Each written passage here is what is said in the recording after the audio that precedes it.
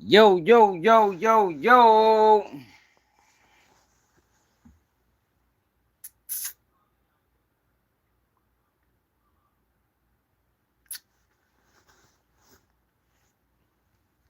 Tell you like this, right? I don't want to hear nothing from Redskins fans at all. The whole life. You better not mention the Redskins or you out of here. Ghost.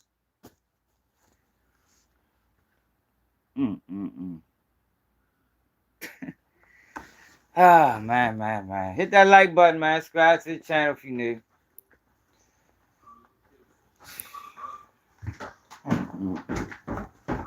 I swear, man. If it ain't one thing, it's another, man. That boy Mark Andrews was choking on a motherfucking turkey leg. That man had a turkey leg down his throat the whole fourth quarter. Fucking pissed off, man. Pissed off, y'all. And I don't want to hear no Redskins fans say nothing.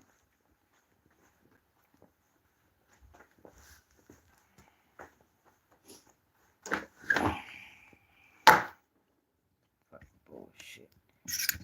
Fucking bet my money with these fuck boys and they can't win a motherfucking game. Fucking crazy.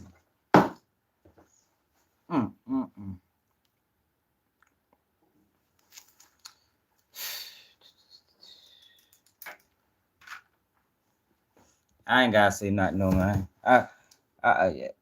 So there's enough people online already speaking for me. I'm gonna let them talk.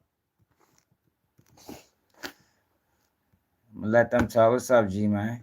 Hey, y'all, you know they uploaded that interview again? So we're going to check that interview out that we watched last night. They re-uploaded it. Look like it's a shorter version. I wonder what they took out and what they added in.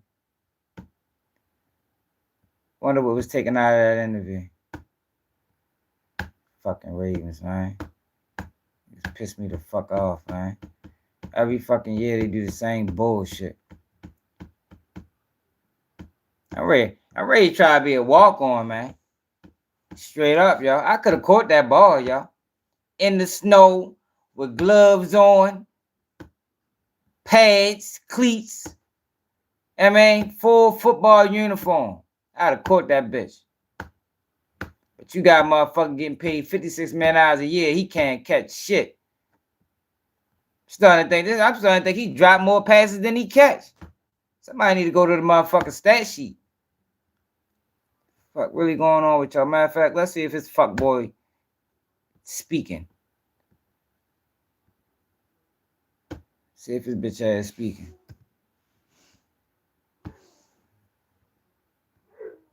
You better not give me no fucking status quo ass answer either. Well, you know, it was a little cold out there. Fucking bitch. Are you 50 or older? Well, this news is for you. The CDC now recommends you get vaccinated against pneumococcal pneumonia. Why? If you're 50. I don't want to hear from nobody else. I don't want to hear what nobody got to say. Who the fuck is that? Oh, Kyle Hamilton. What he doing up there? It ain't his fault.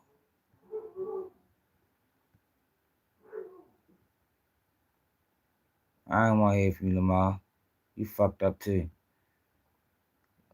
Bitch ass ain't come out there to speak? You bitch. You don't even want to come speak. Fuck. We want to hear from Mark. God damn it. I don't hear from no goddamn Lamar, even though you fucked us over too. You're part of the reason we was even down.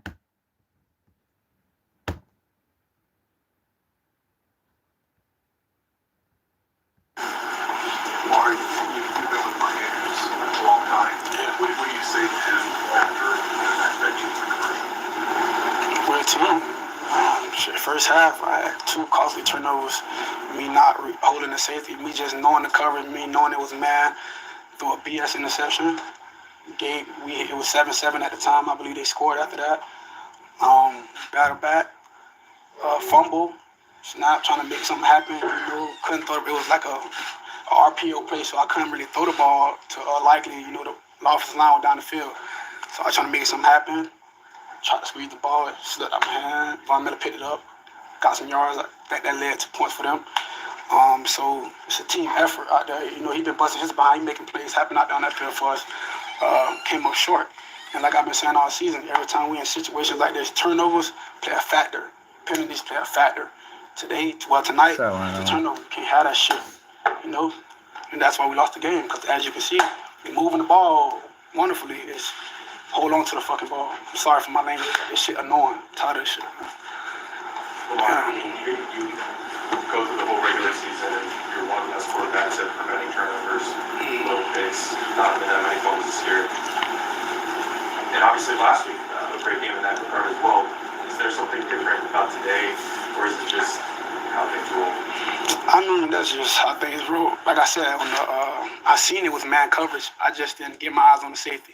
If I got my eyes on the safety, it wouldn't have been no interception tonight, But going back to the fumble, I still got to hold on to the ball. When bad snap, hold on to the ball, just go down. It's a playoff game. Me knowing that, split second, I'm just trying to make something happen, but just go down. What's up, Charlene? Mark, having been here before, taking things from each season, moving to the next one, learning from it. As a whole, what do you take now from this season, this instance, this game, moving into next season to change? Protect the ball. Protect the ball. We was driving the ball. Like I said, we was driving the ball smooth all game. I don't even think we punted tonight. It was the 3 turnovers got us off the field. So we protect the ball. We're not even having these conversations. You guys don't even have those type of questions for me, We got to do a better job at protecting that ball, and we'll be out. We'll be on the right track. What about the possession where you guys got down to Buffalo, I think 3 or 2, and weren't able to punch it in? We did that. Trying to make something happen. We called like a man beater, and it was in zone, so couldn't force nothing, just protect the ball. I feel like we did a great job in that situation. Got us 3 points right there.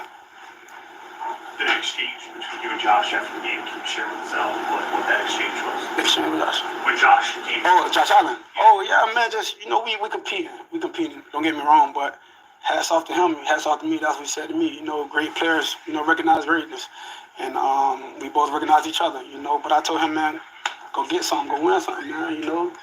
MVP, Super Bowl, do something. I want him to be successful. Lamar, what did you talk to Mark after the game? I know you guys are really close. Yeah, I talked to him on the sideline, but I'm just as hurt as Mark. I don't. It ain't his fault. Like, all of us played a factor in the game. It's a team effort. I'm not gonna put that on Mark, bro, because he's been battling all season. He's been doing all the great things he's been doing all season. It don't always go our way. We wanted to, but at the wrong time, it's like it's not going. I'm gonna blame Mark. I don't give a fuck what he say. I'm blaming his ass too. Fucking bitch. Kind of focused and locking you always are, trying to get to that Super Bowl. Yeah. How difficult it is. I'd trade his ass. If I was the coach of the Baltimore Ravens, Mark, what the fuck is his name? Andrews would be traded. He would be traded, man. Today. Like, I don't know if the trade deadline, I don't even know if you can even trade today. But his ass wouldn't be, he'd be catching an Uber home. Fuck, nigga, Buffalo ain't that goddamn far. About 3-4 hours. He'd be out 5 hours. Another year before you can begin a pursuit for that again. Man, I just gotta get over this, because we right there. I'm tired of being right there. We need to punch it in. We need to punch in that ticket. But bro, we gotta get right all season, man. Get right all season. Mark, what do you feel like you need to do to avoid those things? I know simple as holding on the ball, like you said, but what do you feel like you need to do to take that, or you guys need to do to take that next step? I mean, I don't even know how you want me to answer that question. I don't either. I was thinking the same thing. I said it, protect the ball. Like, what the fuck kind of question was that? You're not asking that question, because we protect the ball, we still on the field. Now, I believe we driving the ball down the field and we pump points. I don't care if it's a field goal or touchdown. And there was 3 opportunities that those guys had on their defense that they made for their team to win. We didn't do what we were supposed to do, protecting the ball. That's the number 1 priority. We didn't do it. Especially me. I'm the leader. I gotta protect the ball. You know? So I'm hot. Two more outside of protecting the ball. Was there anything you saw different from obviously earlier in the season we played the Bills? Was there anything defensively that you saw that was different this night? Nah. They had different players on the field, but not really. They didn't do anything spectacular. More there obviously there's a lot that's going to be different between different guys, but what do you see as the potential going forward with this team? Man, I'm sick too. Man, the guys who was here, hats off to all the guys, man, our unit, man, the players who was all on the journey together, man, because some pieces was added to the team late, you know, guys stepped up, stepped in, guys went down, guys came in and helped us be in this situation. Unfortunately, some of the guys won't be here next year, but hopefully the guys who are returning had that steam from this game, you know, to enter next season. All right, thanks, Lamar. Appreciate y'all.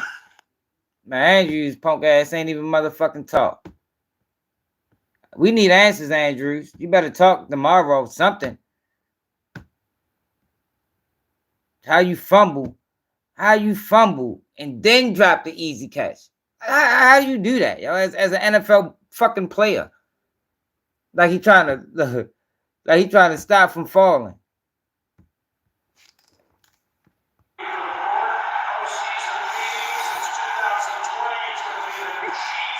Congratulations!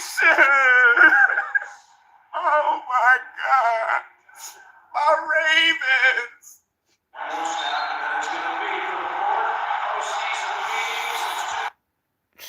Man, motherfuckers is hurt, man. Hold on, let me show y'all some. Man, this shit terrible, man. We hurt right now, man. Look, I done saved some videos. Man, motherfuckers is pissed. Oh no! Oh no!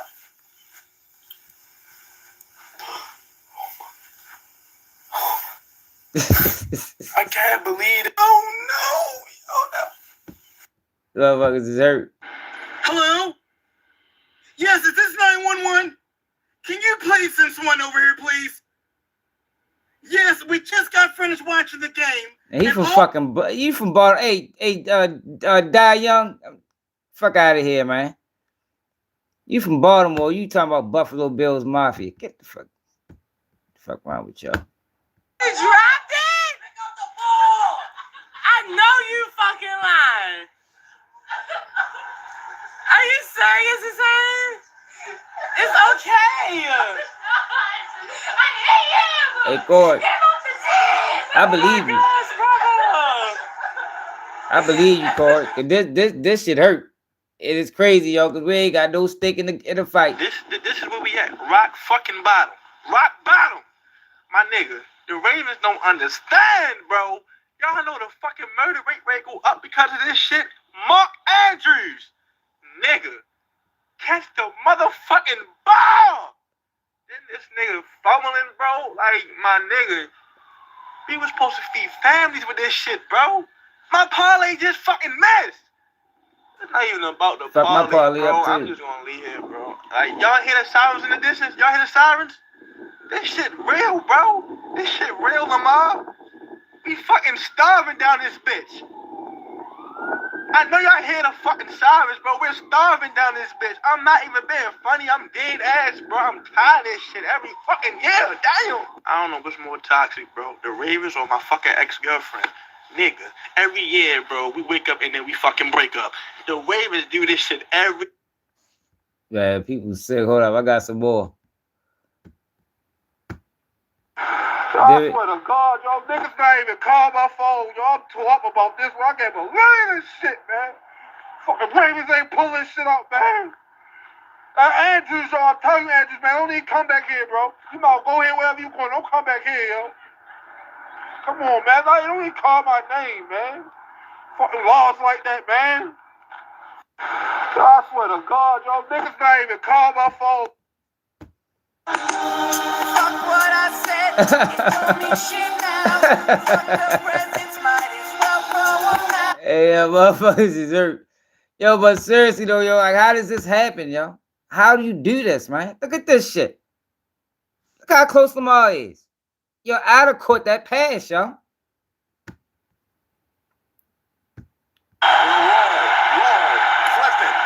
Come Come on, yo. Secure the ball.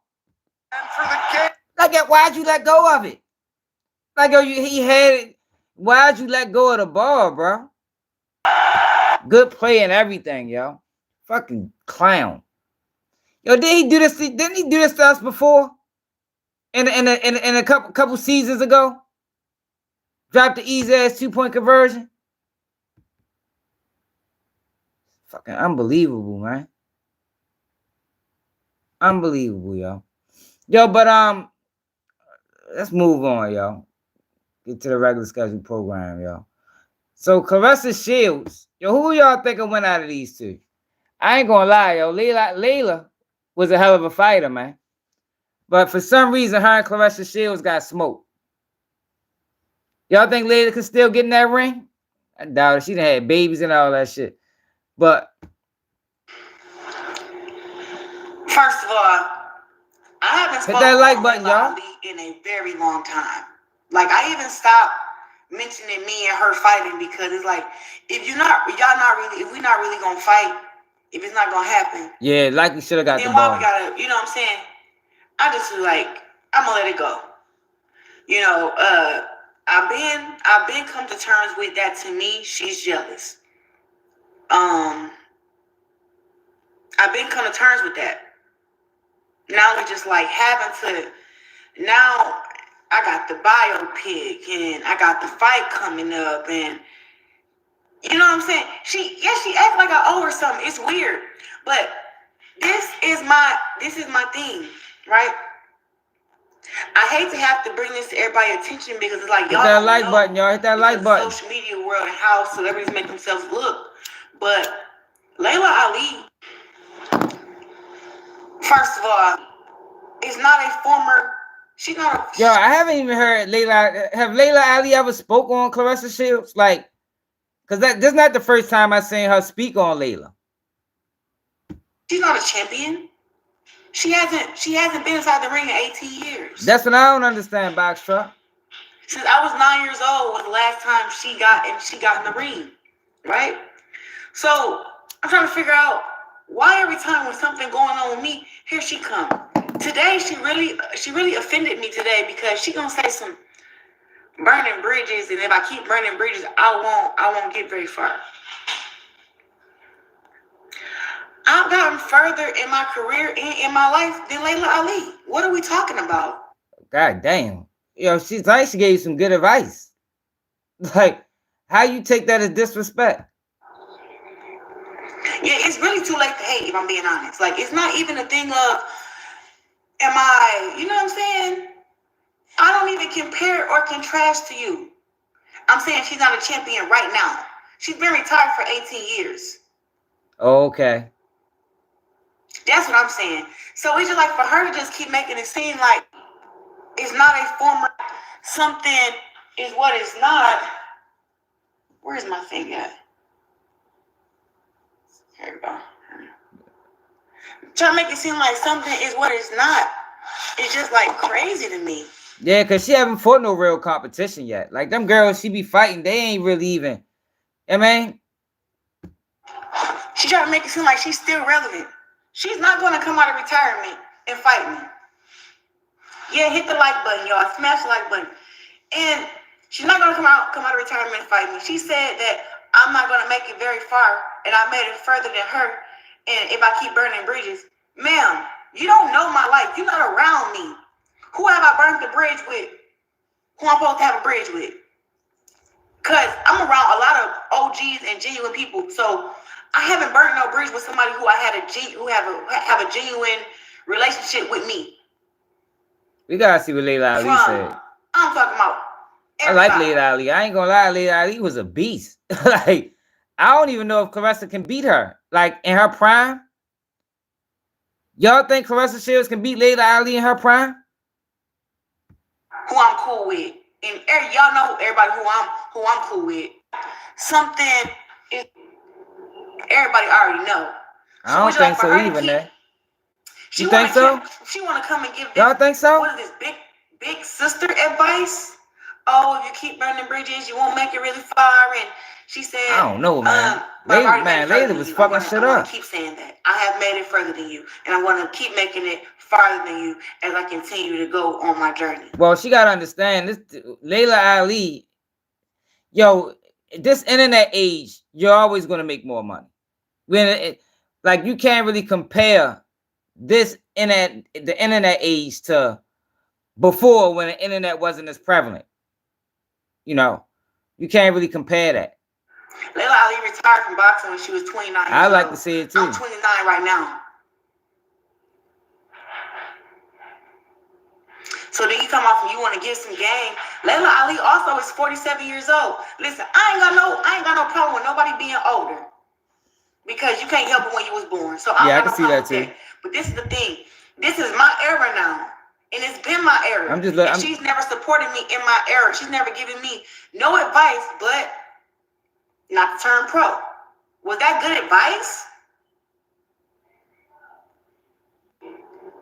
Everybody already. Was that good advice? She says to not turn pro. I'm not gonna say it was good advice, but at the time, I'm thinking that she came from a place of sincerity, you know, and it was from a genuine place, because it wasn't no way for women's boxing back in her day. Now it's a different time. Yeah, I don't think she can beat Laila. Like I really don't, man. Like from what I remember, Laila she used to knock shit out. Clarissa be going around with motherfuckers.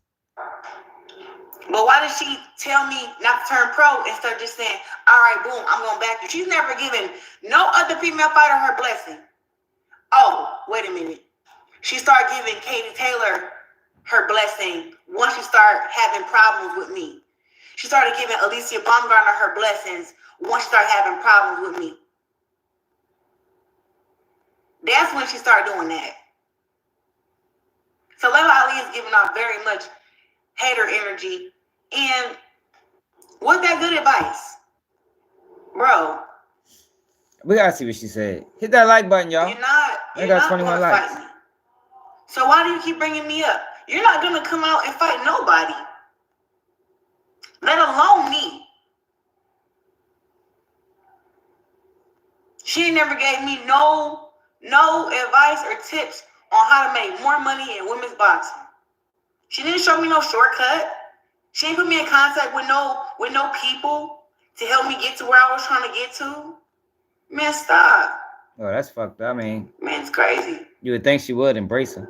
Every time I'm having a moment, she do the same thing. Same stuff. Every time I'm big, I'm blowing up, people talk about me, here she come. Here she come. Bro. So what the fuck did she say? Laila was started as a mentor situation, quickly transformed into a public feud. The situation unfolded on a recent interview when Laila opened up about the reasons for her strained relationship with Shields. I revealed Shields initially reached out to her. Hold on, y'all. Ali sat down with Sway Universe and stated that she believes Shields could not defeat her in a boxing match, of course. Hold on, y'all. Laila Ali interview.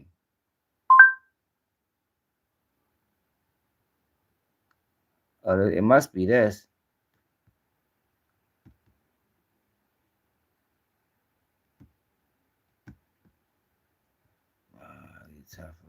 Oh, she sat down with what's it called?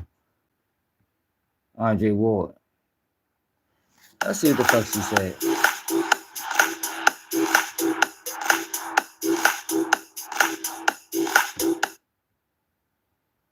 Don't focus on those green beans. I'm learning as I go, but it's a season for everything. So these, these are going to be going off now, as the winter comes. This is lettuce. Oh, that's lettuce. Bok choy. This was a strawberry bed. This season's over. See the broccoli growing? Yeah. So, and then over here is cabbage and greens. So you manage all this yourself, or do you have somebody come? No, I do it. These are the peach trees. Oh, you got the fruit trees, Yep, too. and then I have a plum tree and an apple tree. No fruit yet, because they're just getting to the point where I'm going to start bearing fruit. So it takes time. Ooh, there's some big old bees. That's crazy. So I got to ask. You a former athlete, still look like you in great shape.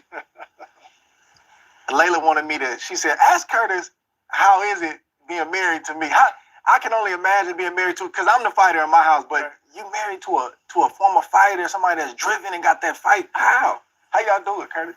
Yeah, man. Public opinion I care about is when it comes to my character, you know, because I'm absolutely one of those people who always wanted to face the best, and unfortunately, I was in a weight class that there just wasn't a whole lot. Here you go right here. But to start, yeah, I don't know why people don't hit the like button. Hit the like button, y'all. It's free. What I have and haven't done, and all these things, I was like, wow, that's a lot, you know. So that's kind of what happened. I think that fans don't like it because fans are like, man, we love both of y'all. You know, why does it have to be this way? So again, that's pretty much how it happened, and that for me is like there's just certain things that let me go back that I would have to do. So I guess, well, I know that she heard that and took offense to it, and then next thing I know, she's on YouTube saying Laila leaves on, you know, and catapult into something else. You know what I'm saying? But because I was like, it once. Here we go. But man, y'all seem to have started off good, and then something went awry. What happened with you and Clarissa? You know, I think that, like you said, I'm somebody taller than her too. Is open to being connected in terms of giving people advice. When they come to me for I think Laila might be her now, one man. of those people I ain't gonna lie. Reached out to me when I think it was after she won the Olympics the first time. I commentated the Olympics. I was aware of who she was. Okay. She reached out to me somehow and asked me advice about should she go to the Olympics again? Should she go pro? And I remember telling her, like, there ain't nothing at 168. You know what I'm saying? Like, she told me she was doing good in school. I asked her about herself. She was really smart. You know, I said, I would do the Olympics again, and then I would go to school and do something else. Like, I'm thinking she's going to use the Olympics and catapult into something else. You know what I'm saying? But because I was like, at 168, there's nothing. In the pros. In the pros. I said, you ain't going to make no real money there. That girl ain't shit. I said, but if you do go pro, go down. I had a lengthy conversation about that. Because you go down to like, you know, that's what reaction videos are. Because I'm looking at her, and I told her, I said, you can do it. If you diet down, if you get a nutritionist, I'm looking at your body. I said, because when I was 168, I was a lean 168. I couldn't get any smaller. Now I'm 200 pounds right now, Andre. So I'm saying I'm a big girl. People don't realize, like, physically, I got big hands, I got big feet. I'm big. So I was telling her, you're not big like me, so you can come down. So that was my advice to her. And then we stayed in touch. You know, she would hit me before her fights. And I just remember going and promoting a cookbook and going on the Breakfast Club. And you asked me what happened. I remember that. And they asked me about Clarissa, like they asked me about women's boxing. I said nice things about her, like I always did. And then they ended up asking me, would I ever come back? And I said, there's no reason to. I said, I don't see anybody there that inspires me to want to come back. I was like, there's so much I would have to stop doing, you know, that I would have to do. So I guess, well, I know that she heard that and took offense to it. And then next thing I know, she's on YouTube saying Laila leaves on, you know, she said it out of her own mouth. Like, she heard me say there was nobody that she was inspired by that she felt could give her competition. I feel some kind of way. So then she started calling me out. And I was like, wow. So first thing I thought, because I'm the type of person, I would just pick up the phone. Like, you would think she'd pick up the phone, but I know this newer generation, like you said, is different. But now you took it public, and she was always the one calling me anyway. So I wasn't about to call her and say, hey, what's going on? I was just like, okay, that's where she decided to go with it.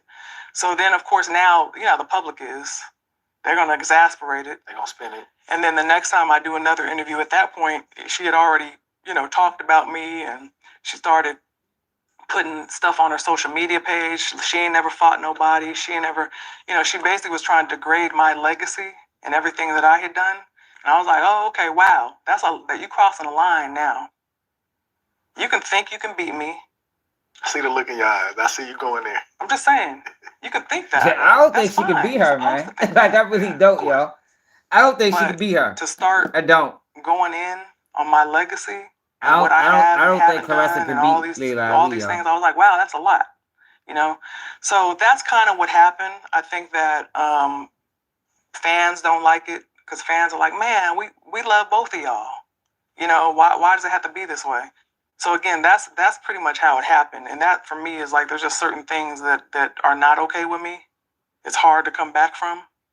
And again, I don't have any hard feelings against Clarissa in general, because I got a lot going on over here, you already know, to be worried about any of these young girls like that. But at the same time, I see that she gets into it with a lot of people. I don't think so She gets either. into it with a lot of female fighters. She gets into it with male fighters. So obviously that's a thing for her. Hopefully she'll figure that out, because you're not going to get very far in this life if you continue burning bridges. And even though she's not someone that I consider a friend, Well, hopefully I don't think she's hated. That's the thing, yo. This new generation think everybody's hating on them.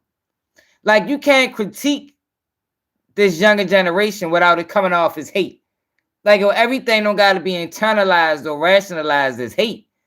Like, that's some advice that she would take, because you're going to see a lot of people surpass you. Even though you're talented, even though you can say, oh, I won all these belts and I went to the Olympics, I did X, Y, and Z. So never think too big of yourself. yeah, like I don't. That's why I'm glad. That's why I'm glad we watched this, because I thought I was going to hear hate. I don't hear hate. I don't hear hate coming from her right now. Always going to be somebody. You got to really watch your character. You got to stay humble. And, you know, hopefully you don't burn so many bridges along the way, you don't come back from it. You got to respect the people that came before you came. Right now, when you that's law, it's great that you're doing all these things. And you want to be a role model to those coming behind you. Of course.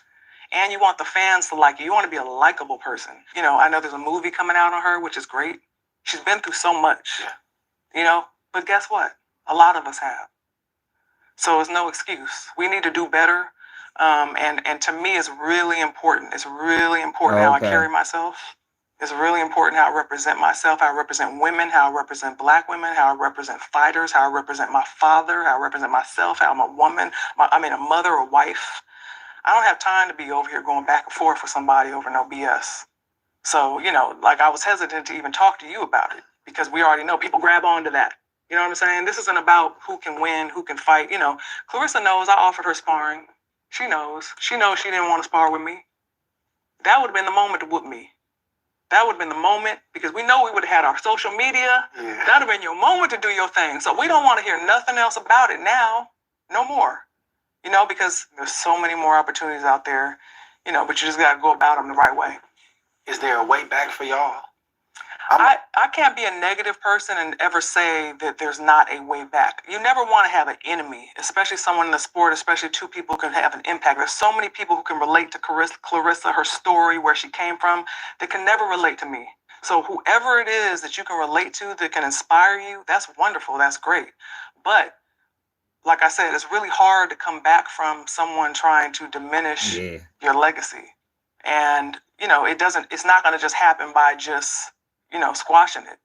Like, if you felt some kind of way that hurt your feelings or hurt you deeply, and you want to, you know, come back to me and talk it through, then I'm gonna have to know where you were coming from. It definitely ain't gonna just be like, we just gonna forget about it. I'm not saying someone has to be like, sorry, Laila, but come on. You know, this all started because of an interview. You heard me say something and you assume I'm jealous of you. It's like, you know, you gotta take the blinders off. Well, I'm hoping that one day y'all. I'm sure Laila got a lot of money. I don't think she got to be jealous. Because, you know, you do have them situations where people that, you know, because this social media age is so profitable. So you do have situations where people that came before this generation get jealous, but I don't, you know, I don't get that from her. But so look at this though, y'all. Look at this shit right here. Chicago drill rapper. So he's a Chicago rapper, y'all. And he was chasing Clout so bad that he wound up getting in a shootout with the police. Look at this, y'all. Like, oh, this clout chasing generation is something I don't think we ever seen before. Was just arrested and charged with 3 counts of attempted murder on a police officer after at the police. Look at this, y'all.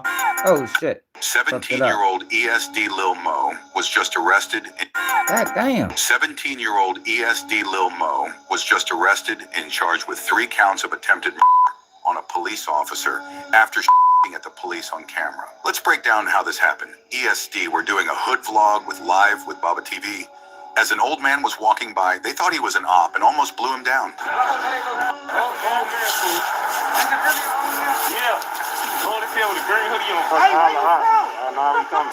Yo, this is like the 7th hood vlog when I seen them do this in Chicago. Like, yo, you don't gotta prove a point on camera. Like, this man is minding his fucking business, walking down the street. Granted, he got his hand in his pocket, but yo, he walking down the fucking street. You should be able to identify your apps. You understand what I'm saying? So look what this ended up turning into.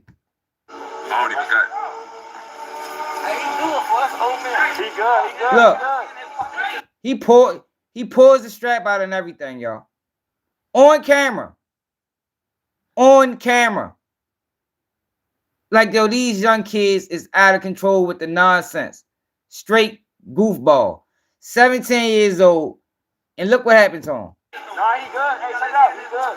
He good. I don't get no. He got his hand in his pocket and hiding away from. Nah, he good. Thankfully, they didn't blow at this innocent old man, but he did call the police on them, which caused this to happen. Is that 12? Now look. I think that's 12.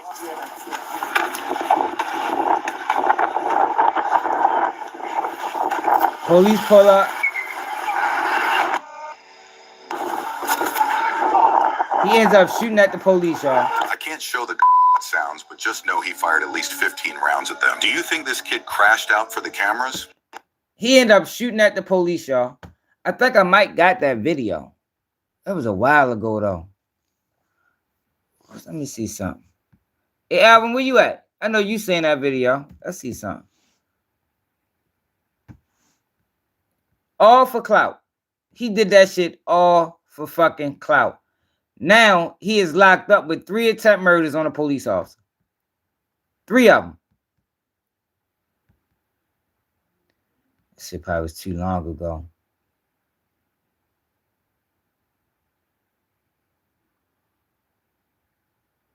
How long ago was that?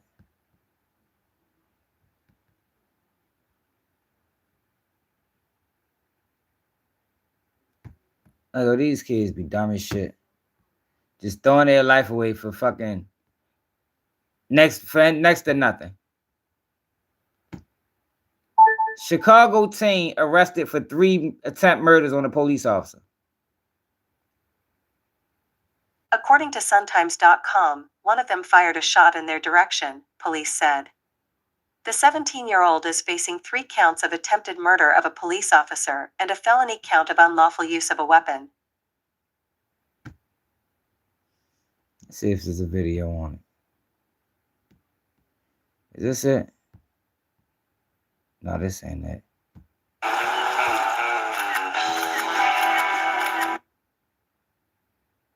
No, this ain't it. That ain't it. This it right here. Look at this shit. All for clout. Now look what situation. His life may be over. 17-year-old boy faces 3 charges of attempted murder for allegedly firing on a group of Chicago police officers Sunday evening in South Chicago, police announced Monday night. Police said officers were responding to a disturbance on the 8200 block of South Coles Avenue around 7:30 p.m. Sunday when a person standing in the group took out a gun and fired towards them. Police detained 2 boys, both 17, as the group dispersed, and the officers recovered 2 firearms. No one was injured in the confrontation, and none of the officers fired their guns, police said. The charged teens arrested in the 8200 block of South Shore Drive less than an hour after allegedly firing shots also faces 1 count of unlawful use of a machine gun or automatic weapon. Yo, he got 3 attempt murders on a police officer, yo. Chasing clout. Congratulations, man. You got what you was looking for. Like, I swear, yo, like, this clout shit, this clout stuff is out of control, man. 17 years old. He just don't realize how much time he ready to get for that shit. They might not see him till he's 37. All for nothing. The whole situation, what started it was for nothing. Guy walking down the street, now mind you, that can be dangerous. But you should be able to know who you in tour with. You should be able to know these guys. And then once his man said no, he good, he continued to press the issue. So much so that he whipped the firearm out. And mind you, don't forget the cameras is rolling. Like you ain't even supposed to be doing nothing like that in front of no camera. Video gets uploaded. So that tells you right there, the guy who's shooting the video, oh, he chasing his clout as well. He don't give a fuck about you. Because why would he upload evidence? What if they'd have got away? They didn't upload the evidence online. He going to jail regardless. Like, man, this shit is crazy. But yesterday, y'all. Remember yesterday, yo, we was looking for this video of Diddy Accuser, and they took it down. So they wound up uploading the video again. Now this look like a shorter version of the video, still longer than the 4-minute clip that they posted. But remember, on last night live, we can only find the audio. So I don't know why they took the video down. What reason they took the video down? We know the video was filled with lies and fabrication. But now we got the visuals, y'all. And I want to know, since we heard the whole video, I wonder what they kept out. Now, this is her lawyer. This is the so-called accuser. Yeah, this is ready to be funny. That's right and roll, man. And Ariel, thank you very much for doing this. I know this is extremely sensitive. I'll ask the questions best I can, and I'll challenge the best I can, understanding that this is delicate information. With that in mind, Ashley, can you tell me how you first even came into contact? And one and only. That's what I'm thinking too. I'm thinking the same thing. They took out all the parts where the lawyer whispered to her, and we ready to see. Cause that's what I'm listening for too, y'all. I met a man named Shane Pierce at the bar, and outside of the bar, he hit that like button, y'all. Subscribe to the channel. Yo, come on, yo, 38 likes. On a we probably had 3,000 people on here, yo. I only got 38 likes. And he overheard me saying I wasn't impressed by him and wasn't a fan. Thank you, whoever hit the like button. That appreciate it. I thought he killed Tupac, and do you believe that that's what started all of this? That perhaps Sean Combs had a grudge, just hearing that you believed he was Tupac's killer? Yeah, I think that's what started it. Because that's when he threatened me, that he was gonna come after me. No, Cameron, she wasn't counseling her. She was coercing her. She was feeding her the story. As you talk about, she wasn't counseling. She was feeding her the story, feeding her the narrative. I'm glad you're over here, Cameron, because you're gonna get a dose of reality today. Don't go nowhere. And he threatened he was gonna eat my face, so I didn't take him seriously. I just thought he was a bizarre human being. It is, Tracy. At what point did you come into actual physical contact? Did you see him face to face for the first time? What were the circumstances? It was when Shane Pierce had called me, and he claimed he wasn't feeling well from his cancer treatment and he needed help opening his medication. I wonder if Shane Pierce still living. So I went over there to help him out. If he can vouch for this story or not. It turned out he was just fine and he didn't need my help. It was weird. He wanted to show me his new car, and he took me on a short drive. Hey, Cam, you sound stupid. Around the Renda Hills, and then we got back to... This is a lawsuit that's written out in paper. If this is your account of what happened and it's written out in paper, say it again. What you got to memorize the paper to know what happened? You don't got to memorize the paper. This is what happened to you. Tell it. You don't need nobody to say, oh no, say this. Oh no, you forgot that. No, hell no. Come on, we deal with reality over here, man. We deal with reality over here. These lawsuit accusers are lying. They're lying. It's obvious. That's why they took the first video down. That's why they took the first video down.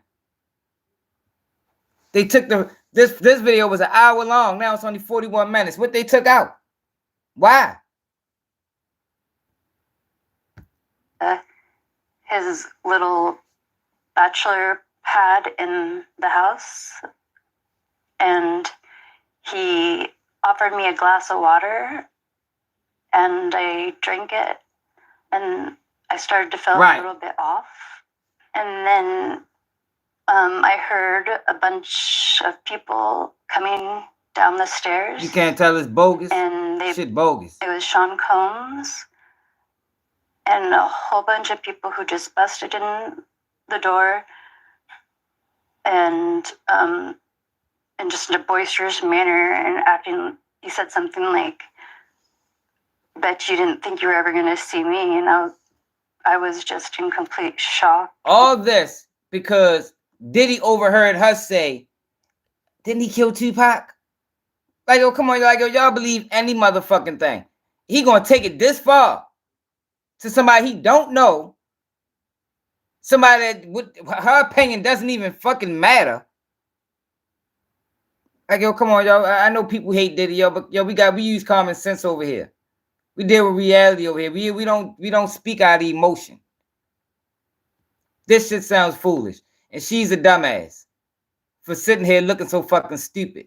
No, good and goddamn well this girl lying. And frozen. Lie detectors not, hey Charles, lie detectors not even admissible in court. Like, lie detectors don't speak the credibility or truth. Most courts won't, I mean, you probably can use it in civil court, but most criminal courts, they don't even allow that shit. People beat them bitches all the time. And what happened next?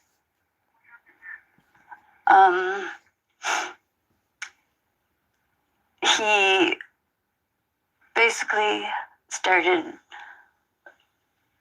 threatening me with human trafficking. I don't know how I did this move. I can say this shit sound bogus. James, I definitely listen to her. Listen to how she talking. Listen to the story. It's bogus. It should be 1,000 witnesses. I bet Shane not dead. I bet Shane not even alive no more. Where the fuck is Shane at? Why he not co-signing? Why he didn't come out and say, yeah, I do remember that. Oh, I forgot he posed a order too. Man, get the fuck out of here, man. People believe anything. Mm-hmm. And that they could take me anywhere and sell me. He had Christina Coram. He ordered her to insert a copper IUD into my vagina, but luckily it deployed before she could actually get it inside me, like inside because the cervix. Trace, I was trying to find it yesterday, but they took the video down. But I wanted the people to see the visual of her. You know, visuals. You know, it changed perspectives a lot, as opposed to just the audio. That's when Sean Combs got extremely angry, and he grabbed the TV remote and sexually assaulted me. Right. Vaginally with the remote, extremely violently. Where in the apartment did this happen? It was in the house. It has a little studio apartment underneath the house, and it was on the bed because it was a really tiny apartment. And was everyone in that party present? The people who had all descended down those stairs into that studio apartment, were they all present, witnessing what was happening to you? I heard more people upstairs that I didn't see. So I'm not incredibly sure, like, how many people were there. In the room with me, it was Sean Combs, Shane Pierce, Shane's friend, who I don't know his name yet, his what he called was a bodyguard who later claimed he was a correctional officer or a prior or undercover officer. Is that Jane Dale? Do Jane Dale remember this story, y'all? Wasn't he a correctional officer too? Like they just add that shit wasn't in the paperwork. They just add into the story as they go along. That was not in the paperwork. He wasn't. And then Christina Coram and another white woman who I don't know her name. Did you know who these people were, or have you come to learn who they are because of the alleged assault that happened? I learned who they were afterwards, other than Sean Combs. And so now, if you can, and I'm sorry these questions are so difficult. I'm following along with the affidavit for the most part. Can you tell me what happened after you say Sean Combs allegedly raped you with the TV remote? What happened after that in that bedroom with all of those people present?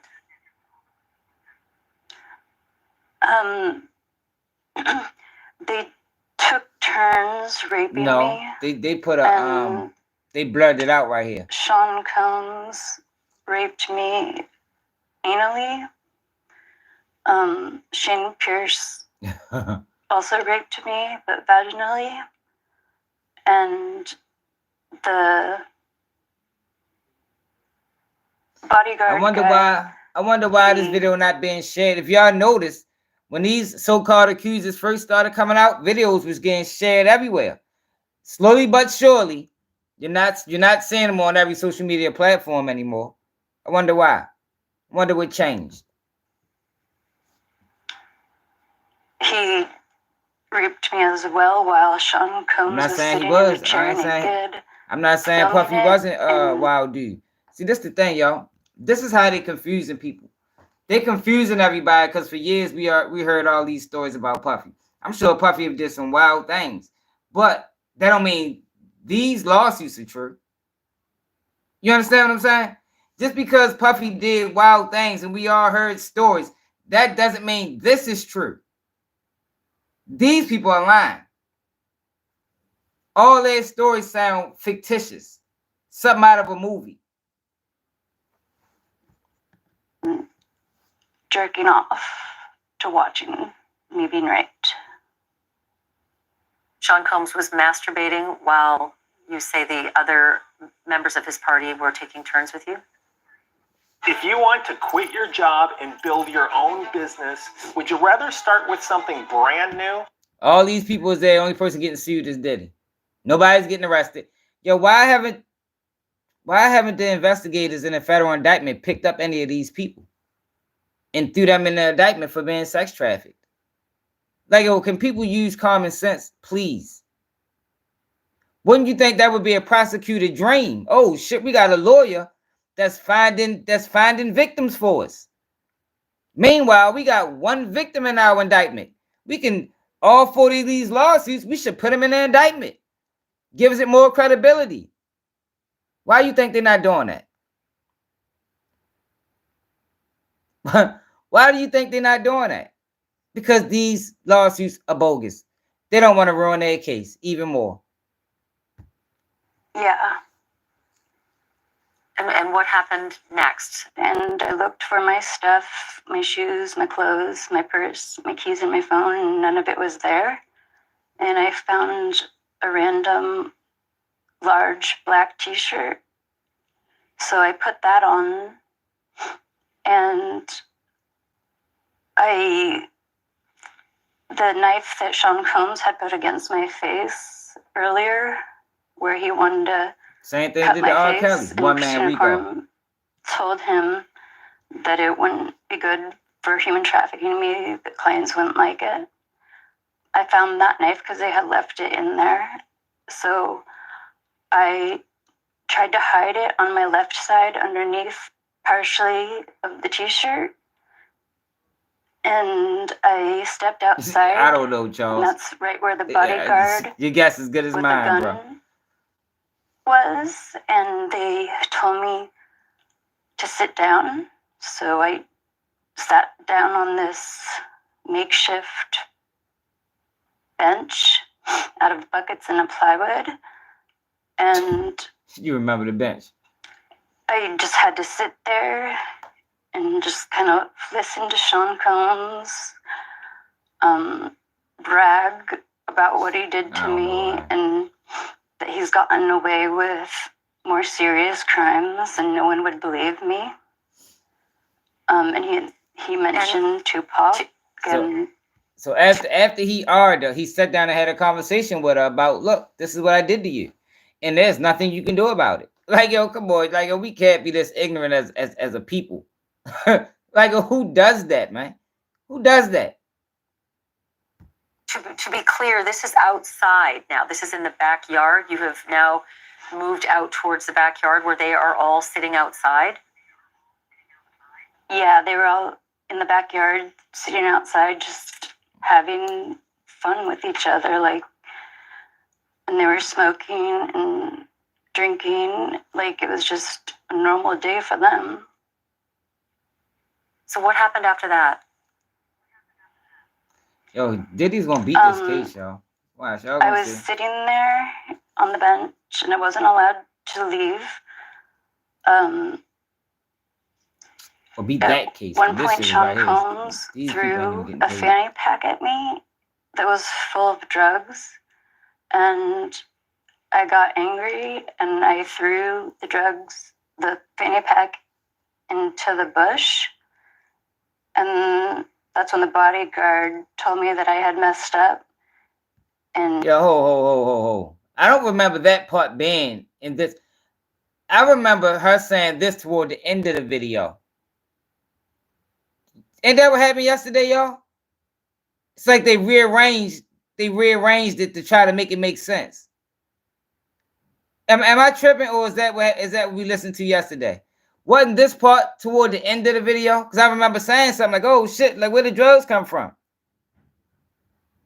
Or I'm geeking. to go get it, and Sean quickly said, "No, she needs to stay there. I don't think Someone it was. else go get it." So I couldn't get up from the seat. He was just trying to brag about all his celebrity friends, and I just didn't want to listen to him. I just was sitting there until I could try to run, but there were so many people, like, Yeah, straight up. around the house and Yeah, we did all right last night. above near the actual house's backyard, where there's a patio where Christina Coram and a bunch of people were just hanging out and smoking and chatting and having fun. Yeah, that was at the end. Sean Combs turns to me and he says, "Why haven't we ever partied Yeah, see, like yo, this that part, before?" yo, that part wasn't right there yesterday. That part wasn't right there yesterday. That was at the end of the video. And that's when I got enraged and I said, "This is not a party. You raped me." And he attempted to bribe me with some amount of money, and I said, "No, you raped me. I'm not going to stay silent on this." And then he ended up calling his mother, Right. Janice Combs, and she got on the phone, a FaceTime video, and she Yo, the yelled at feds, me yo, the not feds to don't hurt want her. nothing to do with these people, man. Like, yo, the feds don't want nothing to do with these lawsuits because these lawsuits are bogus. Like, none of these 40 lawsuits is going to be involved in the indictment because they bogus. I told y'all, yo, these lawsuits is just to sway public opinion. Ain't none of these people getting no money. They're not getting no money, man. Somebody else paying these fucking lawyers to do this shit. That's how they getting paid. Somebody else is paying them to get these fake ass people to fabricate these stories, but they're not getting paid from Diddy or Jay-Z or anybody else. And I yelled back, he raped me. Exactly. And Right, she told Charlene. me, Exactly. And that's what she said after that. You're right. That's exactly what happened. She didn't even just say that just now. Like they rearranged the story to try to make it make sense. That's why they took the video down. to take the money and shut up. At some point, someone in the backyard brought out a weapon and Subpoena them for fired what? it. What They're were not the involved. circumstances surrounding that? There's no need to subpoena them because they're not involved in the indictment. See, that's the thing, yo. These lawsuits have nothing to do with the indictment. They're not involved. There's no need to subpoena them. Now, the feds, if they want to strengthen their case, you would think they would subpoena them, but it's the reason why they not. And the only reason I can think of, you know, if I was a prosecutor and I wanted to strengthen my case, and you got 40 lawsuits out on the guy, you would think that the smart thing to do would be to subpoena these people to court, become victims. Now, instead of one victim, you got 41 victims. But they're not doing that because this shit is it's bogus. It's bogus. Everybody be asking me, man, does the Bluetooth actually work? Bro. Yo, but to see, the problem is, y'all, I'm the only one on YouTube telling everybody this. So when you come from all these channels that's lying for views, then you come over here, it sounds like I'm tripping. But they the ones tripping. They over that bitch lying.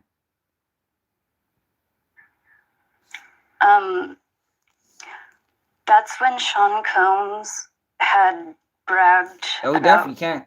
getting away with way worse than what he had done to me, and he admitted to killing Tupac, What the or hell? having him killed.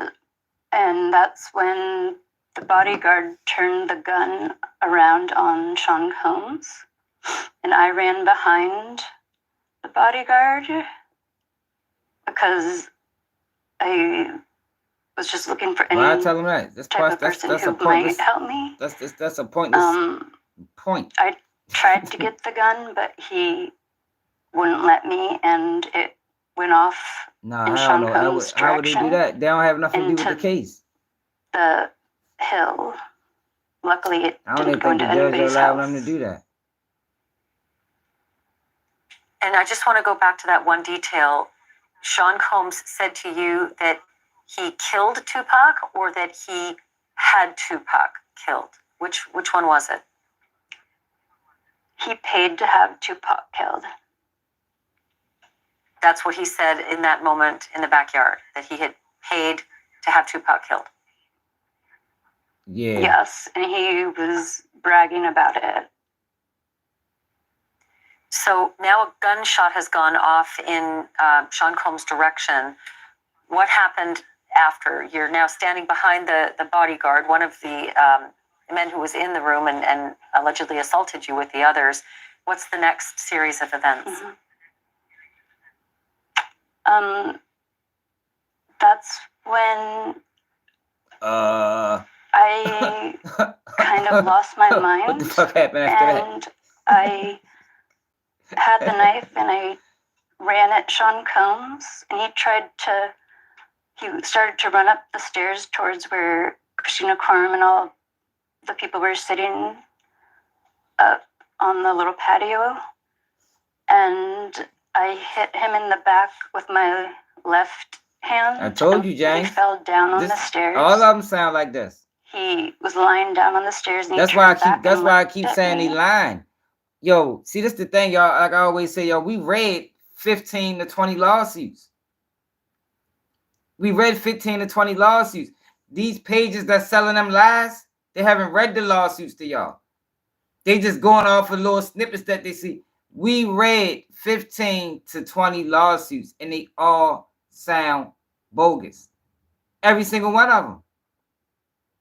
That's why I can say with confidence that they fucking lying. They all sound bogus. And look, she ain't even done. After this, I'm going to read the lawsuit. I'm going to read the lawsuit after this.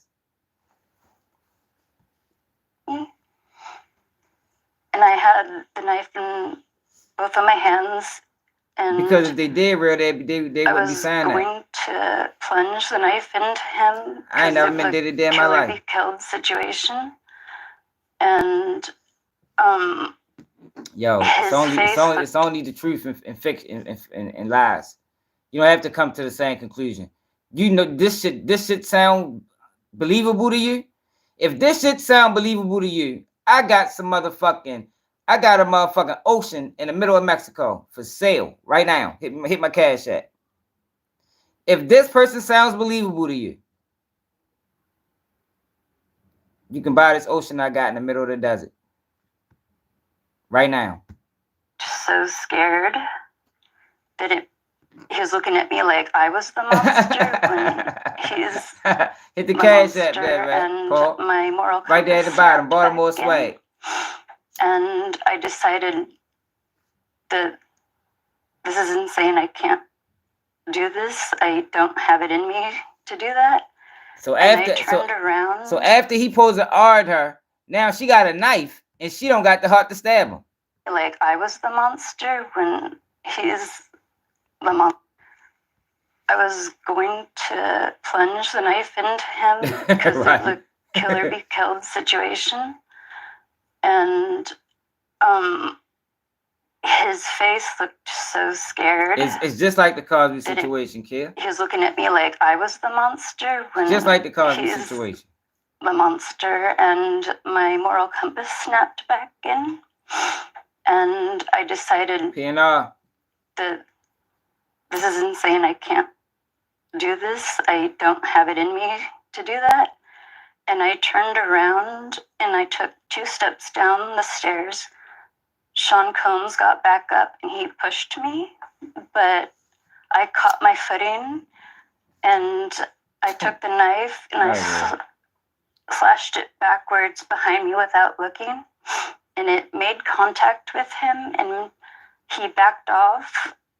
If it was a criminal case, it would have been thrown out. Had me forced to sit back down on the bench, and Christina Coram came down. She had a medical bag, and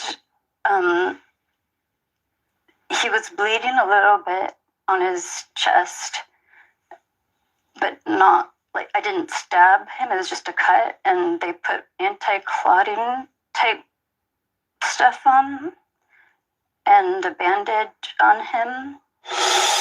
You're watching a special edition of Banfield tonight. My wrenching but important evidence will credit her story, end quote. Let's pick up our conversation with what Ashley says investigated, and it was determined the claims were unfounded. Mr. Combs was nowhere near Orinda, California on the day she claims she was assaulted. There is no evidence that Mr. Combs was ever in the same room as Ms. Parham. She is completely unbelievable, and no sane person who views the evidence will credit her story. Yeah, this shit is fucking hilarious. Yo, how everybody don't see it this way? No sane person who views this evidence will credit her story. Like, yo, everybody can't see that. Like, yo, it's crazy, yo. It's so many people that want to see Diddy downfall that they'll look past the obvious to believe a fucking fictional ass story. End quote. Let's pick up our conversation with what Ashley says she did after the alleged assault. Let me show you why I stopped paying for all my other sample libraries. She definitely admitted to a crime. This thing has sounds. You were able to make an escape from that backyard. How did that happen, and when did that happen? That happened because the neighbors had been making noise complaints to the cops, and the neighbor came over to see what I ain't hear no whispers yet, y'all. It was a lot of whispering in the last video. was going on. One time, earlier before the gunfire, and he asked if everything was going on, and the bodyguard turned the gun on him and told him to go away. But then he came back and what happened next?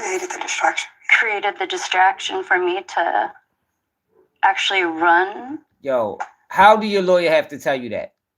So she got a better recollection of the story than you do. Let's replay that part, y'all. the lawyer remembers more of the story than her. And this was her life. This is her testimony. How the fuck the lawyer remember it? Earlier, before the gunfire, and he asked if everything was going on, and the bodyguard turned the gun on him and told him to go away. But then he came back and created the distraction for me to actually run. That's not what that paperwork said. And that's when that paperwork don't say that. I ran towards him in his house. And then someone, I believe it was Sean Combs. India Rabbit. From she's lying. The top of the hill. She's not nervous. She ain't nothing to be nervous about. She's making a story up. The actual house. She's in full control. Not where I was escaping from. Started firing a gun at me. So at this point, you're making the escape from the backyard. The neighbor is helping. You're running down the street towards the neighbor's house. Listen to this shit. Gunfire, you believe, from Sean Combs. Did you seek shelter? Did you try to find somewhere to, because she don't exist, avoid being shot? her face ain't being shown because she don't exist, man. She fucking lied. I will read the lawsuit after this, y'all. And see, the fucked up thing about it, like I said yesterday, yo, it's really people that go through this type of shit. But when you got these type of people that make a mockery out of it, it gives the real victims less credence. It's really dirty work. And it's fucked up that this woman is participating in this bullshit. She should be ashamed of herself, man. Yeah, the neighbor jumped behind a car and I followed him behind the car. Yeah, she knows she lying. And then did you eventually get to the neighbor's house and be able to call the police? Right. Come on, man. The neighbor had already called the police and he invited me into the house. And then when the police officer showed up, he in a rich really neighborhood, right? Cared less about what I was saying. He didn't offer me help. He didn't offer me an ambulance. I told him that Sean Combs had raped me. He didn't even offer her a drink of water. Like, get the fuck out of here, yo. And then listen to how the lawyer explains it. Well, there was a call made that day. That don't mean she did the shit. Like, yo, these motherfuckers is crazy. They think we fucking stupid. And he didn't offer me a ride or any type of help. He just left me for dead there. Damn. That ain't the role Did the of a neighbor police officer. at least report there's been gunfire? We've escaped with our lives. We've had to crouch behind a car to escape bullets. Did the police listen to any of that? Yeah, that police officer heard the neighbors say that we got shot at. Oh, they were the whispers. He told him what he had seen and heard. And Ariel, I'll ask you to step in here. Is there a police report from that night from the Contra Costa police to indicate that they had responded to this gun complaint and obviously what Ashley says was a rape complaint as well?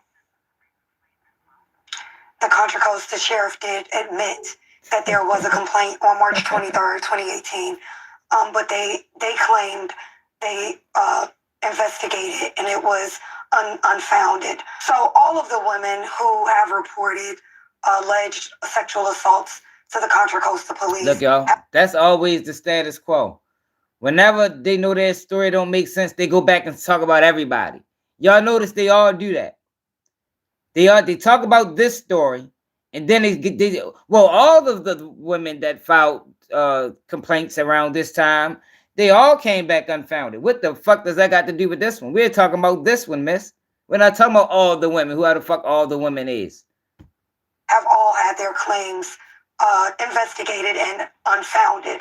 I spoke to Ashley's therapist, who informed me that she has treated several, countless women throughout the county who all reported their crimes and the sexual batteries against them to the Contra Costa sheriff, and all of them were found to be unsubstantiated. I actually have spoken to 2 individuals, one of whom is a rape victim of Shane Pierce, who was raped by Shane Pierce 6 years before this incident happened to Ashley. She reported the crime to the police in Contra Costa, and they also unsubstantiated her claim. Want to extend your buying power? Get the secured self. Hey, Nico, cut it out. You've been doing good. Cut it out. Hit that like button, y'all. Yo, we done had probably 10,000 people on here, y'all. Can y'all hit the like button, please? Like, we should be at like 300 likes. All you gotta do is tap the screen twice. Like, it won't hurt your hand or nothing. Like, for real. And I should mention here that these are allegations until proven in a court of law. But I want to continue with this story as well. It wasn't just the Contra Costa County sheriffs that Ashley made a report to. She also reported this to the Walnut Creek Police and to the Orinda County or the Orinda Police Department. Ariel, was there any response from those police departments? No, of course it wasn't. So Orinda and Walnut Creek are city police departments, all under the umbrella of Contra Costa County. So I did reach out to them, and they directed me to go through Contra Costa County.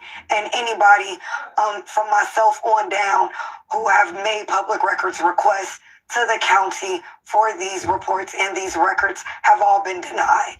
They refuse to give us any public records that we are entitled to in relation to all of the times Ashley reported this crime to these 3 different police departments. They refuse. So the police is refusing to give her public information. The police is refusing to give a lawyer information on a case that she's a part of. Come on now. Fuck yeah, that's illegal, Charles. And I'm assuming this is still part of the investigation in the lawsuit. So I just want to carry on with what happened next in the series of events. Ashley, the police leave, you're at the neighbors. What do you do next? The neighbor offered that I could sleep on the couch, but after everything I had been through, I just didn't trust anyone. And I knew that they had all left because there was speeding vehicles and screeches when they left. So I just didn't know what to do. I was in a state of shock, and I went back into the apartment to get my belongings, but they were all gone. And the adrenaline and had worn off, and my body was just fully exhausted. And I was alone in the room, and I just ended up falling asleep. And I know that doesn't make any sense to people, but the Orinda Hills are incredibly dark and windy roads with no street lights. The idea of running half naked down to police who weren't going to help me anyways wasn't going to happen, because I assumed that they were going to, Sean Combs people were waiting for me if I tried to leave. I just lost faith in humanity and kind of just gave up and lied in the bed in a catatonic state until I fell asleep. And Shane brought And then what happened when you woke up? And Yo, it's way more whispering in this last video. when I woke up, Shane appeared and he gave me back my stuff, and he was pretending like nothing bad had happened. So I just went into a fawning type state and was like, okay, we'll just play the game he's trying to pull so I can get out of here. And he gave me my stuff back, and I got to leave. How did you make your way out of there? You now had your keys and you could drive away. I'm from glad this it's some crime women scene? in here, man, because y'all know this shit sounds bogus. Yeah, I had to use GPS to get back to the freeway because it's not an area I know. And I was able to drive and get home. Listen to how the lawyer tried to explain that dumbass decision making that she did. If Well, I don't even think she even did it, but this is how the lawyer explains it. And when I got home, I was just so destroyed. I just lied in my bed for 3 days, not eating, not sleeping. I couldn't function like a normal human being.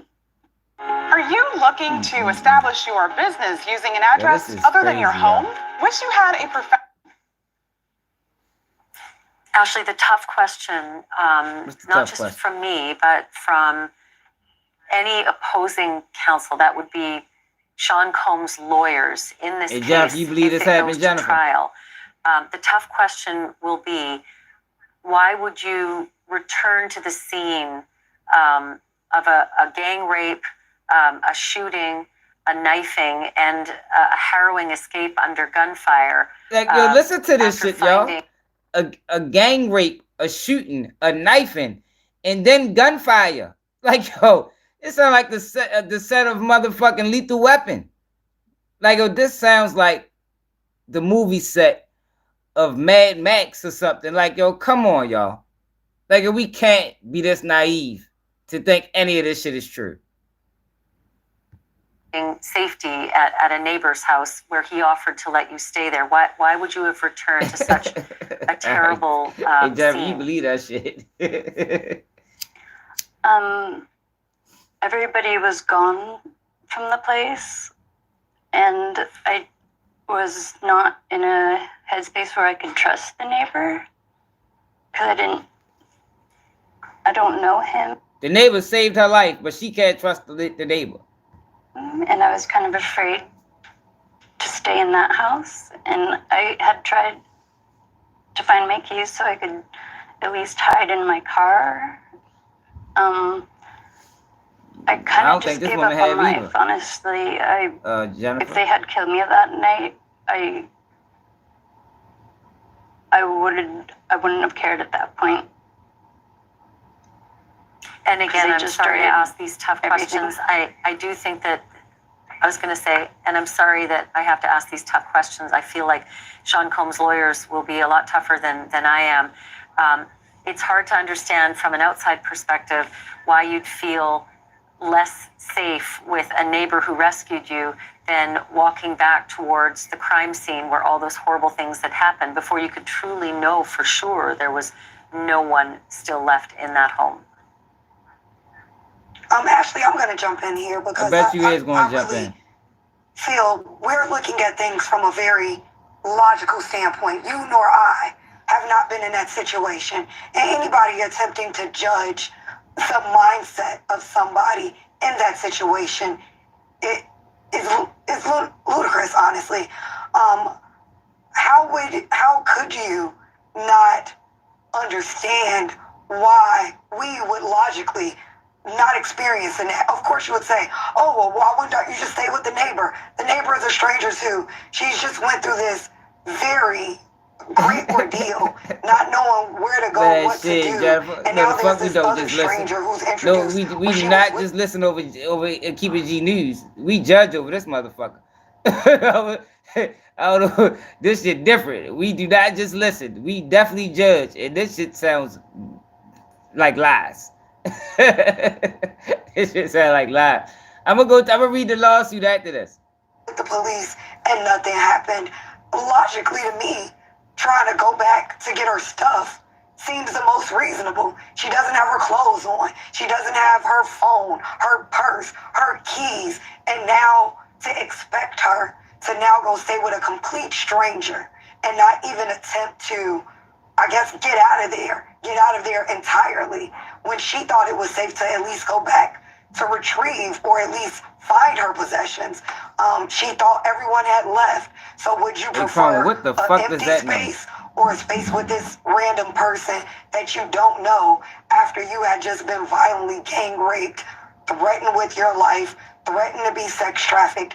In my mind, it doesn't make sense for her to have just stayed with the neighbor. What she did makes logical sense if you are to put yourself in that predicament And where these things had happened. and I agree. So unless we're going to put ourselves in that mind frame to think about what we would do if this had happened to us, which the thing is, Diddy not charged with beating Cassie. That's the thing. Diddy's not charged with beating Cassie. But that's all they talk about. And see, y'all, this is what they doing.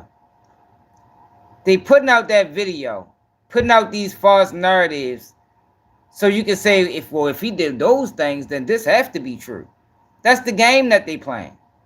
And it's crazy because there's so many people getting sucked up in this fucking game. But that's the game. If he beat up Cassie the way he did, he had to have done these. This is what monsters do. If all these stories we heard about Diddy is true, then he had to have done these. He's a monster. You can't put nothing past him. Man, come on, man. Even do. We can try to imagine it, but there's no imagining it unless you're in it. And anybody who's been in such a severe situation to expect or to question their logic, I think is unreasonable. Yeah, and listen, I'm with you. I've never been in that circumstance. I can't imagine what it was like to be in your shoes. Nah, Diddy brought that video. All I'm saying is that at trial, all of that sensitivity goes out the window, and opposing counsel, Sean Combs' counsel, will be extraordinarily tough because he'll be looking. I don't respect putting hands on women, but I don't respect this either. I don't respect the whole smear campaign on the motherfucker either, because at the end of the day, he still got to be found guilty in court. But what they're doing is they're trying to win public opinion so they can run over him in court. That's the game plan. Kill his image, kill him in public opinion, because you know why, y'all? The people that's watching these videos are ultimately going to be the people on the jury. That's the game plan. The same people watching these videos, us, are also going to be the same people on the jury. So if you can put out all these videos, tell the world there's 75 million lawsuits on Diddy, all alleged sexual assault, then when he go to trial, he did it. He's guilty. But that's not how the system supposed to work. That's dirty. Looking at 12 jurors, and it's their sensibilities that are going to have to be convinced. And Ariel, that's why I asked those tough questions. But I do want to ask, because evidence is everything, right? Have you been able to get that neighbor, track that neighbor down to corroborate all of this? That would be immensely helpful to this case. Yes, we are in a process of getting that corroboration. We are working with investigators and other individuals to track down that person. We tried to reach out to that person directly at what we believe the address to, but we do have people working on getting that person to us. That person don't exist. Does that person still live in that home? And does Ashley know what home it was? I understand how confusing a scene can be. It can be easy to, in the dark, certainly, to not remember which house it was. Do you know which house it was and who the neighbor is? No, we're not exactly sure. That's why I hired PI to get that done. I do know what house it was. Well, not the house. I was talking about the person, yeah. Yeah, but the we neighbor... know the building, right. The neighbor, he didn't offer to take me to the hospital or the police, so I couldn't trust him either as well. Just to let it be known, outside of the person, the neighbor, the Contra Costa sheriff has already confirmed that a report was made that night. So to the extent there is no dispute whether or not they didn't confirm she made a report that night. Like you hear the word play. There's a report made that night, but that don't mean she made the report. You didn't say there's a report that she made. It just was a report. So just because it was a report made, that means it was hers. Come on now, man. That shit sounds foolish. I don't know who the fuck Mike Bot been that night. So that's I haven't seen him in a while. Welcome back to our special report on what may be the single most sensational of the now more than 24 lawsuits that are that the water that you'd been offered prior to them arriving was drugged. And did you feel as though you were under any kind of influence at this point of the alleged gang attack? we've got passion, we've got determination. Now, like, now if he we set our doused sights her. on something, you Now he better believe doused it's her happening. with baby oil. Tell me the oil too. Yeah, I did feel a little bit off from the water, but before they raped me, Sean Combs pulled out a bottle of what turned out to be oil, and he doused my whole body in it to the point my hands were dripping, and I couldn't push anybody away from me. And then I just slowly, like, my body started to not function properly, and I wasn't able to fight back because or Bill do Cosby anything. lawyer was part of the play. Bill Cosby lawyer withheld the fact that they was offering a plea deal. That's why I say with these situations, you never know who part of the play. So when you question, why are they allowed to do this? Why these lawsuits still exist? Maybe because the judge is complicit. Who knows? See, this is the thing, yo. People got to understand, yo, this is not an honest system, yo. This system is flawed as a bitch. There's people over top of judges. There's people over top of the court system. All you got to do is donate to them, to their campaign. You know what I mean? You donate to that campaign, you in their pocket. They owe you one. That's how this system works, man.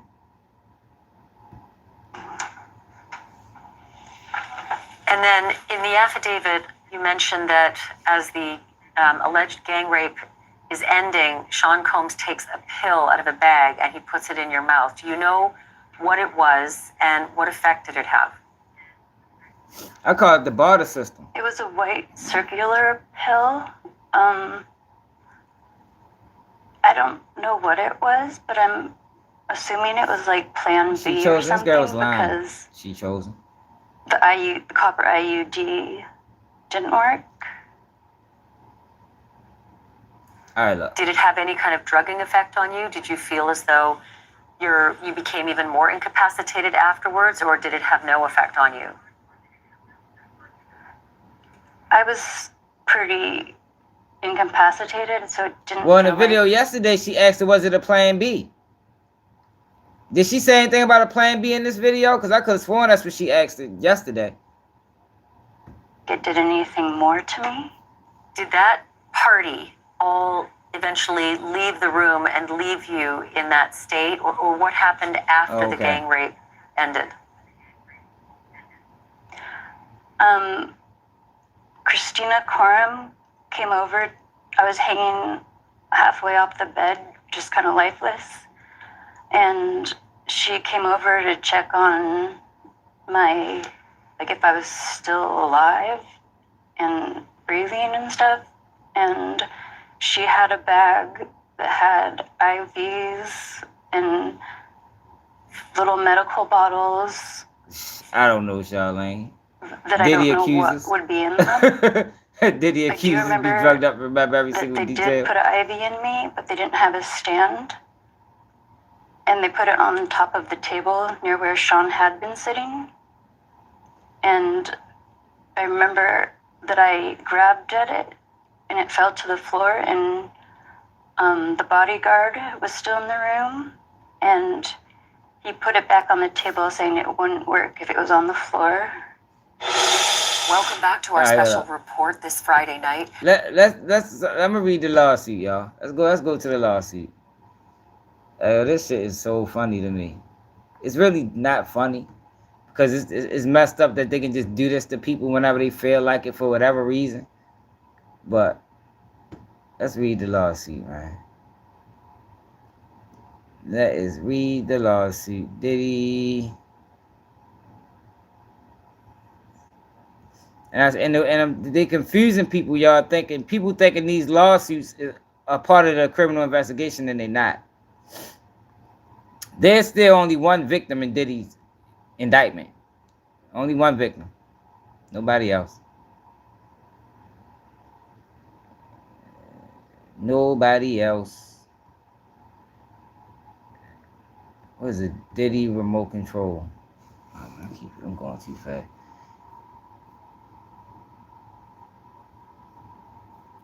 Diddy remote control. Oh, no, I thought I already had it up there.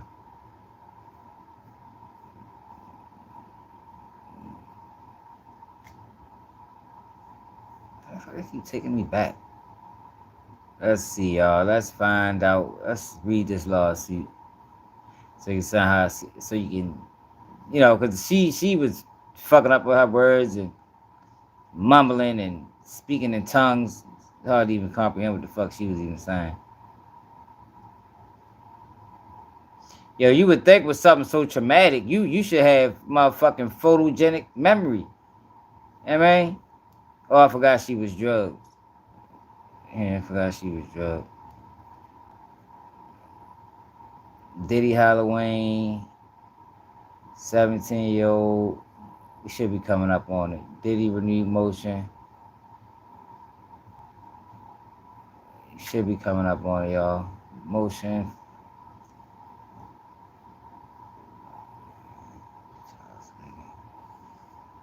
Hope I ain't pass it.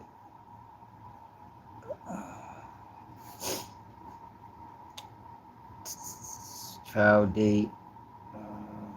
That's third. I might have passed it, y'all. I might gotta go. I'll be back. Shit. Corner Rondo.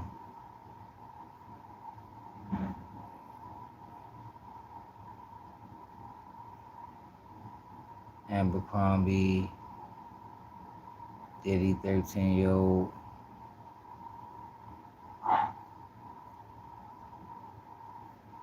Trying to find a lawsuit, y'all. Hit that like button, subscribe to the channel, man. Diddy raped the man.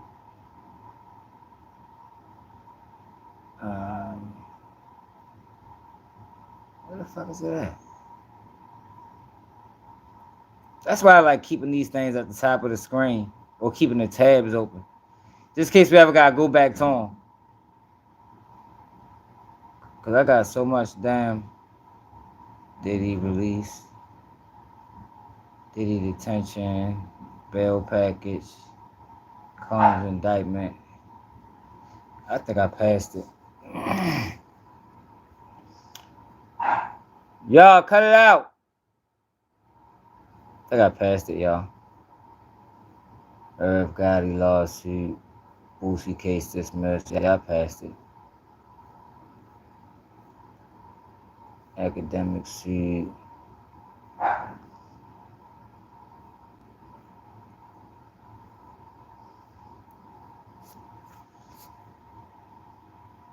Yeah, I passed it. I'm ready. I gotta go back.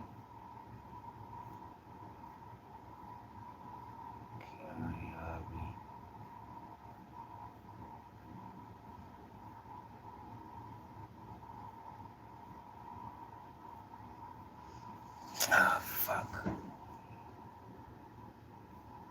Yeah, I gotta go back. That's all. I'm already up there. That's in April.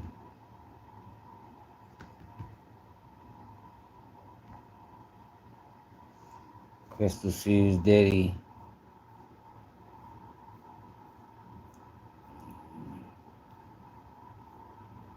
Damn, y'all.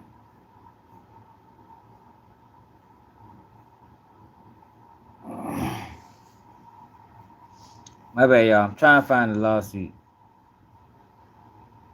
Detention memo, Diddy release. I gotta start downloading these things. That way I can just go to my downloads. And I ain't always gotta do all of this.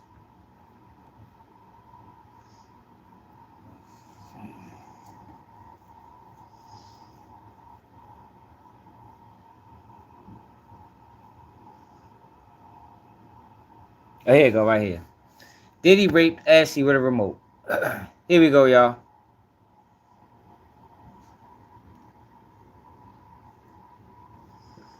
So let's go to the factual allegations. It's kind of long, but fucking man. All right, so look. Can y'all see this? Can anybody see that? Factual allegations? All right, so it's a plaintiff met defendant Shane in February 2018 after an altercation with another man at a bar, and defendant Shane came to plaintiff's rescue. While outside the bar with friends and other patrons, defendant Shane FaceTime video called defendant Diddy, who was showing people defendant Diddy in the video on his phone. And was showing people defendant Diddy in the video on his phone, attempted to impress the people with his famous friend.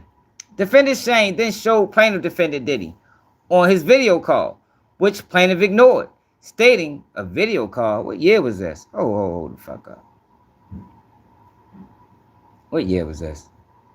We gotta go back. Yeah, these things supposed to happen.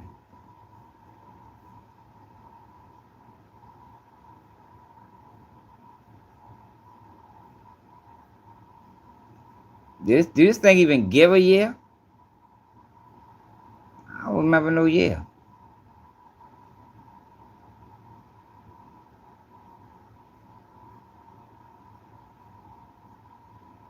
Like, this shit don't even start off with a year, y'all.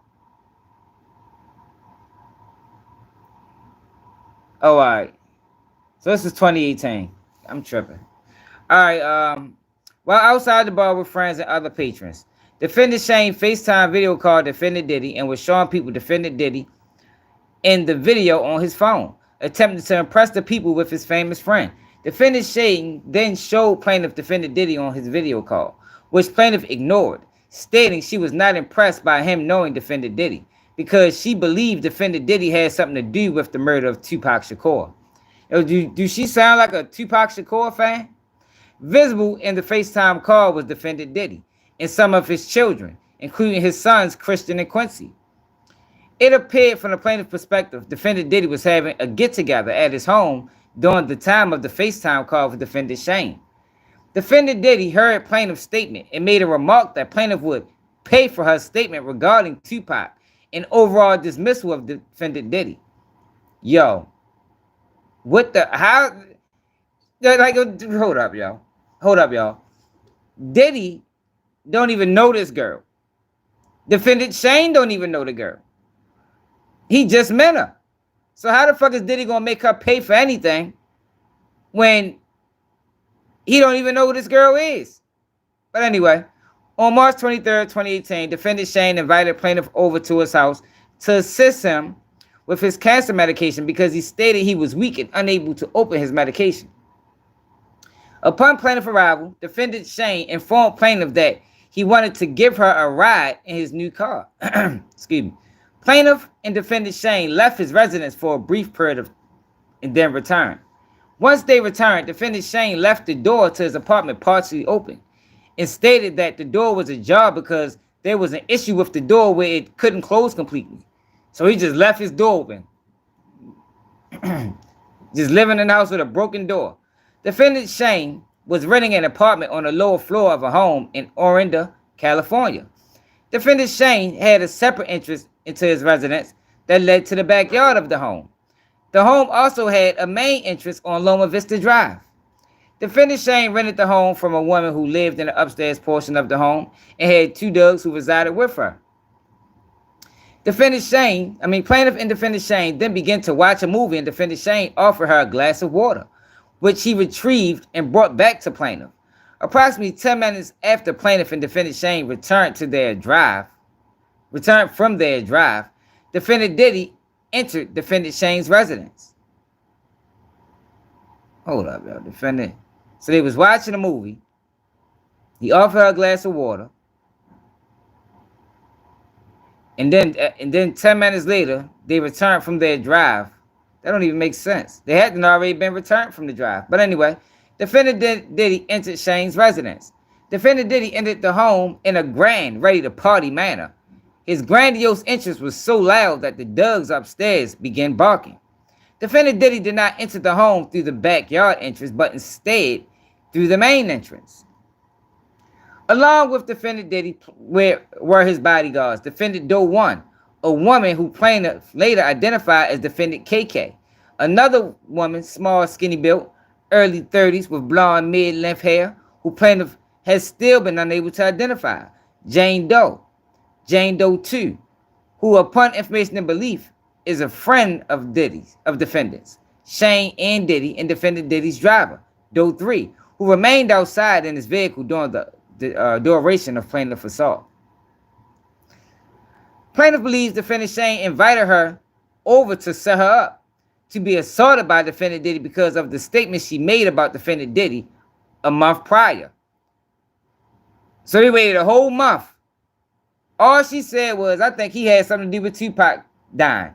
And Diddy was so enraged that he waited a whole month. Him and Shane. Hey, we gotta use common sense, y'all. Upon defendant Diddy's arrival, he immediately began to antagonize the plaintiff, stating that she thought she would never see him in person, pay for her statements about Tupac during the video call, and that defendant Diddy caught plaintiff. Plaintiff was in shock, as she never believed she would ever see or meet defendant Diddy in real life, let alone in a small apartment rented by defendant Shane. Defendant Diddy then began advancing towards where plaintiff was sitting on defendant Shane's bed with a knife and held it to her right side of plaintiff's face and threatened her to give her a Glasgow smile in retaliation for her previous statements on the video call. Yo, she did not say that in that interview. How do you forget this detail? How do you forget the detail where he put a knife to her right side and threatened to give her a Glasgow smile? Can anybody explain that? Like that is a serious statement. Y'all know what a Glasgow smile is?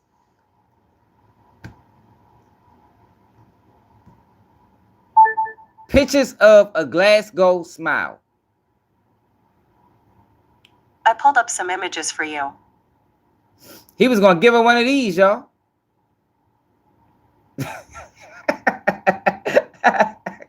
Hey, yo, Diddy, how do you forget this statement? This man said he was going to carve your face out to a permanent smile. And you forget that in the interview? Okay. Defendant KK told defendant Diddy that she did not think giving plaintiff a Glasgow smile would be advantageous to their potential client who they could sell plaintiff for sex to. Defendant KK then made a threat to plaintiff that he could ship her off anywhere in the world and she would never see her family or anyone she knew ever again.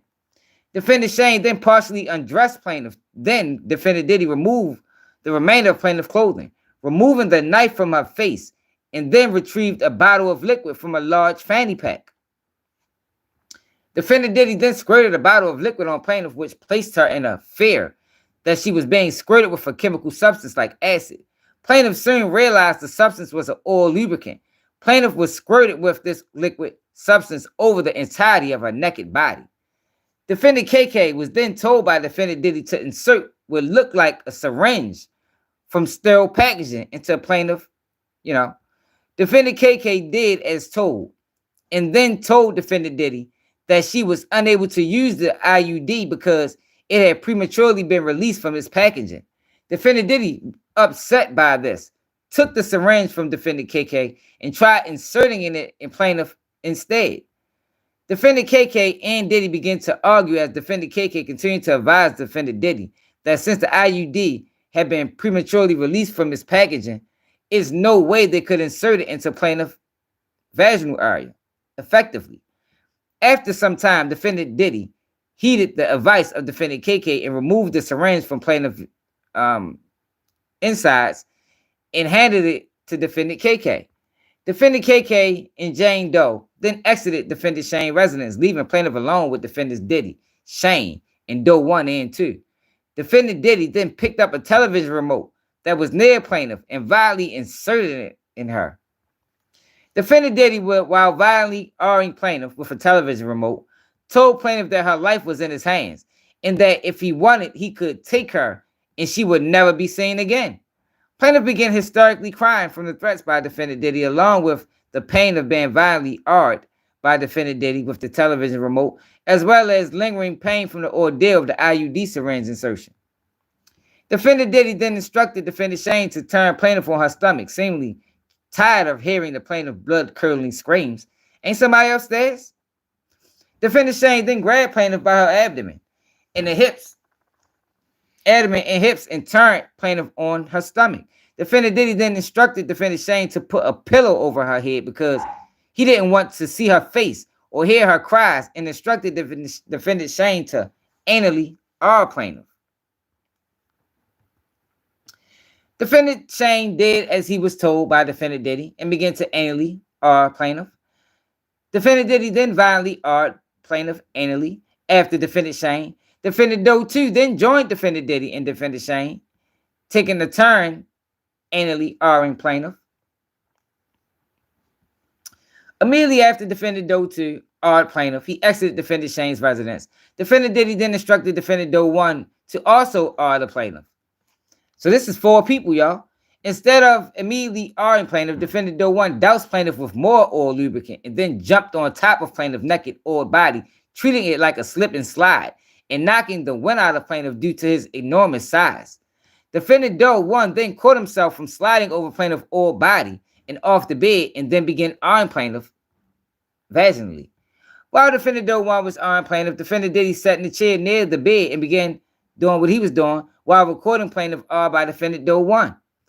Another party's phone fell on the bed near plaintiff.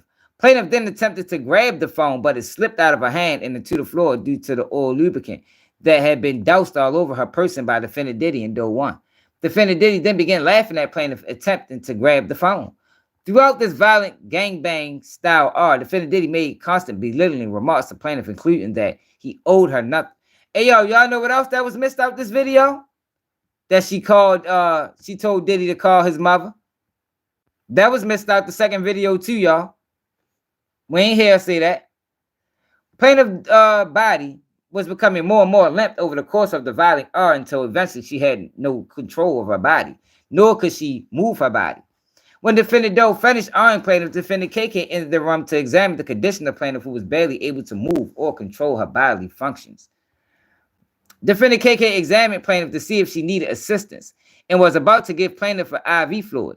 Plaintiff cannot be certain if she did or did not receive such intervention. Defendant KK then opened a different bag, different than the one defendant Diddy removed the oil from, where plaintiff observed several medicine bottles, IV fluid bags, and other unidentifiable powder-like drugs. Defendant KK then removed a pill from one of the medicine bottles and gave it to defendant Diddy. Defendant Diddy then inserted the pill into plaintiff's mouth and down her throat to where plaintiff had no choice but to ingest the unknown pill. Defendant Diddy, Shane, KK, and Doe 1 then exited the residence to the backyard where they smoked marijuana and cigarettes. Plaintiff remained in almost a lifeless state in defendant Shane's bedroom until she finally regained her bodily functions. Plaintiff then began looking for her clothes and her purse that contained her car keys and cell phone, but could not discover them in the room or anywhere in the apartment. Plaintiff was only able to find a t-shirt on the floor, which she put on to cover her naked body. Now, we know the t-shirt was black now. It wasn't black in the indictment. In the lawsuit. Plaintiff also observed a black condom wrapper on the floor of the bedroom, which she assumed was used by one of the defendants, most likely defendant Diddy. How the fuck can she make that assumption? Most likely it was Diddy. And she didn't mention that in the interview either. Plaintiff then grabbed a knife from the kitchen and hid it to the backyard where the defendants were smoking, as that was the only way to exit the premises onto the street. Plaintiff concealed the knife on her left side as she exited the apartment to the backyard area. Upon coming to the exit of the home, which led to the backyard, plaintiff was met by defendant Doe 1, who was standing at the door between the residence and the backyard. By the time plaintiff was able to compose herself and come to the backyard, defendant KK was no longer in the backyard, but upstairs on the patio balcony with defendant Jane Doe. Defendant Doe 1 allowed plaintiff to walk to the backyard with defendant Shane, and Diddy was still smoking. Defendant Doe 1 did not see the knife that plaintiff concealed on her left side, as it was obstructed by the oversized t-shirt plaintiff was wearing. Plaintiff observed defendant Diddy still partially nude from the assault, while defendant Shane and Doe 1 had on their clothing. Defendant Shane then left to the upstairs portion of the patio balcony where defendant KK and Jane Doe were already seated. Plaintiff then sat down on a makeshift seat in the backyard with defendant Diddy, noticed her presence, and remarked that he was surprised she was able to walk because he had given her enough drugs to take out a horse. That wasn't in the second video either, y'all. Remember, that was in the first video. It wasn't in the second one. We ain't hearing him say that. Plaintiff then asked defendant Diddy what he gave her, and he laughed and did not provide a response. Defendant Diddy then made further comments to plaintiff in a jovial, friendly manner, asking her why they hadn't partied together before, because it was so much fun and he hadn't had any that tight in a while. She said that in the last video, not this one. Defendant Doe 1 then quipped at defendant Diddy that he probably hadn't had any that tight because he was used to having anal sex with women, which defendant Doe, because he was not used to having anal sex with women, which defendant Diddy and Doe 1 laughed at. Plaintiff then told defendant Diddy she did not party with him and she did not enjoy partying with him and that he awed her. Defendant Diddy did not like plaintiff's response to the lighthearted commentary and offered plaintiff money and instructed plaintiff to say that the violent awe was consensual and that plaintiff was a sex worker. Plaintiff began enraged and yelled at defendant Diddy that the awe was not consensual. She was not a sex worker and she refused to take any money from him and would tell the police that he had awed her. Defendant Diddy then told plaintiff no one would ever believe she had been awed by him if she did tell anyone, such that they would harm her family. Defendant Doe 1 then showed plaintiff his phone, which looked as if it was outside of plaintiff's estranged sister's residence, as she could see her sister sitting on a couch and her sister's spouse on the balcony. Whoa, how the fuck she forget that part in the interview? It looked as if someone was outside the residence streaming this video to defendant Doe 1's phone. That happened fast. So they already had that emotion. Look, we're going to go to the house, and after we do what we're going to do, if she play games, we're going to show her a video of her family in the living room eating chicken. Plaintiff, while rattled by what she was saying on defendant Doe's phone, was still angry about being gained awed and was not complying with defendant Diddy's request to take money being offered to say the awe was consensual. No, I'm not. I'm just as invested as Law and Crime is, but I'm invested in the truth instead of lies. Defendant Diddy then called his mother in an effort to further convince plaintiff not to report her assault. Defendant mother yelled at plaintiff to not hurt her son. Plaintiff told defendant Diddy mother that her son had violently awed plaintiff.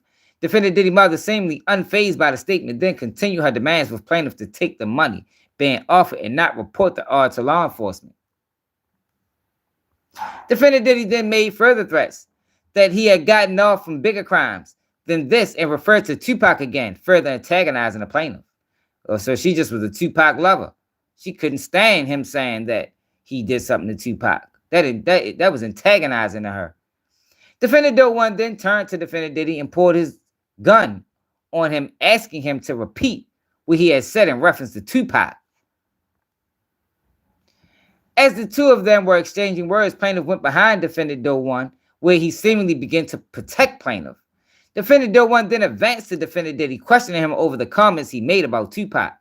During this commotion, a neighbor directly across the street came outside and peered into the backyard and asked what all the commotion was about. Defendant Doe 1 then pointed the gun at the neighbor and instructed him to mind his business and return to his residence. Defendant Doe 1 then turned the gun back to defendant Diddy. Plaintiff, not far from behind defendant Doe 1, tried to grab defendant Doe 1's hand that had the gun. The gun then went off and hit a hill behind defendant Shane's residence. Defendant Diddy then ran up the back stone stairs near the hill of the backyard toward where defendant KK, Shane, Jane Doe were. Plaintiff charged toward defendant Diddy, moving the concealed knife from her left hand to her right hand and in pursuit of defendant Diddy. Yo, I can't believe people believe this shit. Plaintiff then pushed defendant Diddy from behind while on the stone stairs outside, causing him to fall with his back to plaintiff. Plaintiff then raised the knife in a rage from the events that just transpired and with the intent of driving the knife into defendant Diddy's back when he turned around and began pleading for his life. Plaintiff, shocked now to see defendant Diddy acting as a victim, had a moment of clarity and then turned and ran down the outdoor stone staircase back to the backyard to escape. Defendant Diddy then chased plaintiff down the stairs and attempted to push her, but she was already at the bottom of the stairs and gained her footing and wielded the knife at defendant Diddy, grazing him in his abdomen. I don't think did that video talk about the stabbing like the first video did? Hearing the commotion, defendant KK and Jane Doe emerged, and defendant KK then began administering first aid to defendant Diddy for the injuries caused by plaintiff. Plaintiff tried to make a quick dash for the exit, but it was thwarted by defendant Doe 1. After a period of time, plaintiff was able to abscond from defendant Doe 1 due to the first aid commotion with defendant Diddy and was able to run down the street. Once plaintiff made it onto the street, she began yelling loudly for someone to call the police. Defendant Doe 1, who had now caught up with plaintiff, advised plaintiff that he was an undercover cop. To this day, plaintiff is unsure of the truth or falsity of that statement. The same neighbor then again emerged from his residence asking what was transpiring. Just as plaintiff was attempting to answer, gunshots began being fired in plaintiff's direction. Plaintiff fled to a car near where the neighbor was also taking cover and lost sight of defendant Doe 1. Plaintiff then heard an SUV screeching and speeding, leaving the residence. Plaintiff then entered the home of the neighbor, who informed her that he had already called the police. Plaintiff informed the neighbor that it was Sean Combs who had ordered her and shot at them, but the neighbor was unaware who defendant Diddy was. Shortly thereafter, a sheriff from the Contra Costa Sheriff Department arrived at the neighbor's home. Plaintiff told the sheriff that she had been violently gained by defendant Diddy and others, in that she did not have her clothes, phone, purse, car, keys, or cell phone. I should say her phone twice. The sheriff told plaintiff and the neighbor that they had received several noise complaints prior to the neighbor's calls and instructed plaintiff to find a way to get home. Wow. That's a hell of a cop right there. The sheriff did not, stop. The sheriff did not offer to take plaintiff home, nor did he call for emergency services, including an ambulance, nor any offer to take plaintiff to the hospital, nor any offer to help plaintiff recover her clothes or effects from defendant Shane's residence. That cop ain't do shit. He might as well not even have came. The neighbor offered to let plaintiff sleep on his couch until she figured out a way to get her possessions and get home. But plaintiff declined and only remained at the neighbor's residence for a short period of time once the sheriff left. Plaintiff then went back to defendant Shane's residence, where she found the door open and her clothes were readily accessible in his residence. That ain't what she said. She said when she went back, she couldn't find her clothes. She didn't get her clothes till the next morning. Defendant Shane then emerged as if nothing had transpired and offered for plaintiff to stay at his residence while she slept it off. Plaintiff asked for her purse and her keys, but defendant Shane told her she shouldn't leave in her condition, and plaintiff, catatonic and in a state of shock and disbelief of the events that had transpired, stayed at defendant Shane's home while defendant Shane left the home.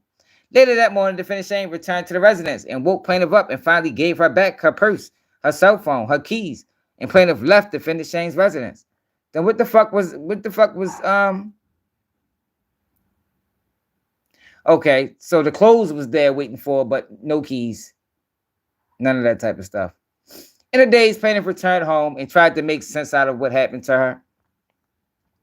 On March 26, 8 days after this assault, 2018, plaintiff contacted her primary care doctor and asked for an HIV and STD test and feared possible having contracted a disease from the violent R.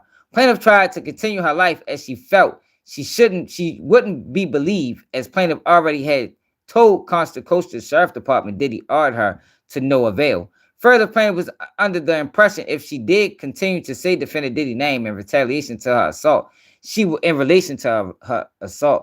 would not be believed and her family would be in danger. Seemingly mere days, maybe even the day before plaintiff vicious R, defendant Shane had miraculously been driving a new car. Plaintiffs believed this was a payment by defendant Diddy for setting up plaintiff to be R'd. A few weeks later, in April, so now this is almost a month later, 2018, plaintiff, still in pain and reeling from the horrific assault, went to the hospital as her injuries had not subsided from the assault. The hospital conducted several tests on plaintiff, including the R kit, ultrasound, x-rays. Additionally, plaintiff was given IV fluids to stabilize her vitals as she was in severe weakened state from being unable to eat and losing a substantial amount of weight since the R occurred. While at the hospital, plaintiff told members of her treatment team about her horrific assault, and they then contacted the Walnut Creek police. Walnut Creek police showed up to plaintiff's hospital room and took a statement regarding her assault on March 23rd. Plaintiff had already told Contra Costa Sheriff about her R and that it was defendant Diddy who orchestrated it on March 23rd, 2018, which was ignored. Plaintiff declined to refer to defendant Diddy again to Walnut Creek Police because she believed she would be ignored by Walnut Creek Police, just as she was by the Contra Costa County Sheriff, and would further be harmed by defendant Diddy if he discovered she named him to the police. Plaintiff only told Walnut Creek Police about the assault from defendant Shane and Doe 2. How convenient. Plaintiff believes her statements made to Walnut Creek Police while at the hospital were captured by police body camera footage. Plaintiff further believes her statement made to the Contra Costa Sheriff on March 23rd, immediately after Vicious' assault, where plaintiff named defendant Diddy directly and by name, was captured by police body camera footage, but they don't have any footage. Plaintiff also filed a report with the Orinda Police Department on April 17th, 2018, but again was too afraid to name defendant Diddy as one of her assailants. During this report, plaintiff provided her clothing to the police from the night of the assault, but they only retained her underwear. To date, her underwear was never returned, and plaintiff believed no investigation ever commenced. Plaintiff sought assistance from therapists in 2018, one of which tried to have her therapy appointments covered by a victim compensation fund, which was rejected because plaintiff was told no law enforcement agency had opened an active investigation into any of her many reports of a violent R. Subsequently thereafter, plaintiff asked police for a copy of her report from the Walnut Creek Police Department on July 19, 2018. Plaintiff was provided a letter from the Walnut Creek Police Department stating that it was unable to furnish this information as it is confidential and not subject to public release, despite plaintiff not being the public and the victim complaint. Did that make sense to anybody? Yo. In March 2024, plaintiff was re-traumatized by all the events surrounding defendant Diddy, including several complaints filed against him, as well as the raid on defendant Diddy's California, Florida residence. Plaintiff called Contra Costa Sheriff again in hopes of renewing her previous complaint and amending it to ensure defendant Diddy's name was included. Plaintiff received no response from the sheriff. Look, you tell us a money grab. Plaintiff in July 2024 then emailed the sheriff, the chief of the sheriff office was regarding her complaint, lack of investigation, and how she was treated by the initial responding officer. Plaintiff then later received a call back from a detective, but then nothing further. Plaintiff then began seeking legal counsel for her claims, ultimately being referred to under the sign for representation. So her counsel also attempted to get a copy of the 2018 police report from Contra Costa Sheriff, but was told that they would not provide the report or any other information without a subpoena. So what the fuck is the problem? Why not subpoena it? Ain't that what you're supposed to do? Subpoena the information? Like, yo, all that shit is bogus. Bogus claims.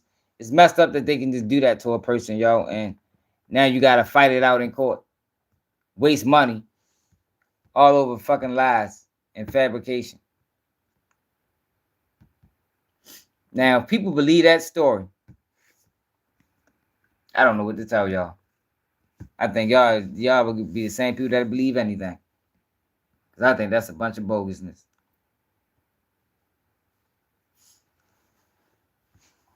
I think it's bogus. So look at this Jim Jones, man. Jim Jones on some clown shit, y'all. I'm gonna shut up. It's either the Joe Freshest or the protection. What is he doing? Dropping bread, baby. Oh wow. Dripping money over here. Wow. Jim Jones has just set out to prove that I was singles. Those aren't singles. Those aren't singles. Yo, he just let the money fall out of his pocket. Look at that. Shut up. It's either the Joe. Come on, Jim. You too old for that pimping. And found out Jim Jones walking around with every dollar he owned in his pocket. Yo, but do y'all remember this? So yesterday, hold up. Go to a whole Facebook. Do y'all remember this story we covered yesterday? Woman who accused real estate developer of trespassing his own home breaks down in tears in a apology video. Y'all remember this?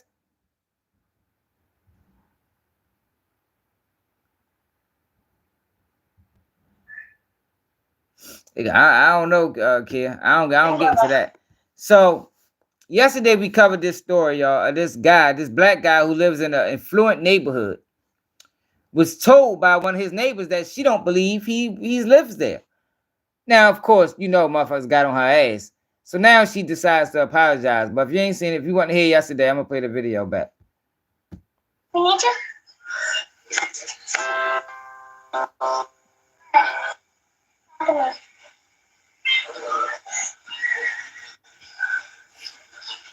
What's going on?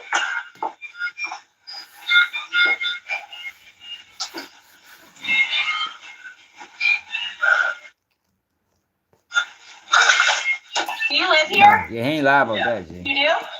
Papa. I don't believe that. What? Who the fuck is she to say if she believes he lives there or not? Like, oh, these people be so fucking emboldened. Like, how you just gonna say that? I don't believe that.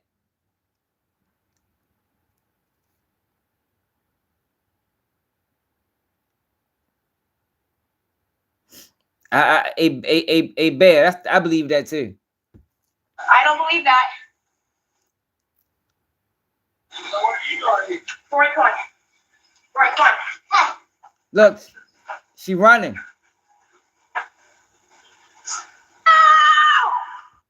Look, she ran. The man, she is knocking on his door. He come around and she runs and screams help. Then calls the police. All right, sorry. She says that someone was following her. So you were walking from there? You came this way, didn't you? No, I came down this street right here. Yeah. And I was riding slow. We need you. I was riding slow because I'm looking at our Christmas lights. Well, you just have to understand my point of view. Being by myself with 2 kids, I just saw a car coming, and so I was like, oh, it scared me, and so I just pulled up here, and I kept thinking, this could be his house. But you didn't say, this is my home. You just said, you looking, and I was like, I did. When you was on the porch, you asked me, did I live here? I said, yeah. And you said, no, you don't. And you said, I don't think you do.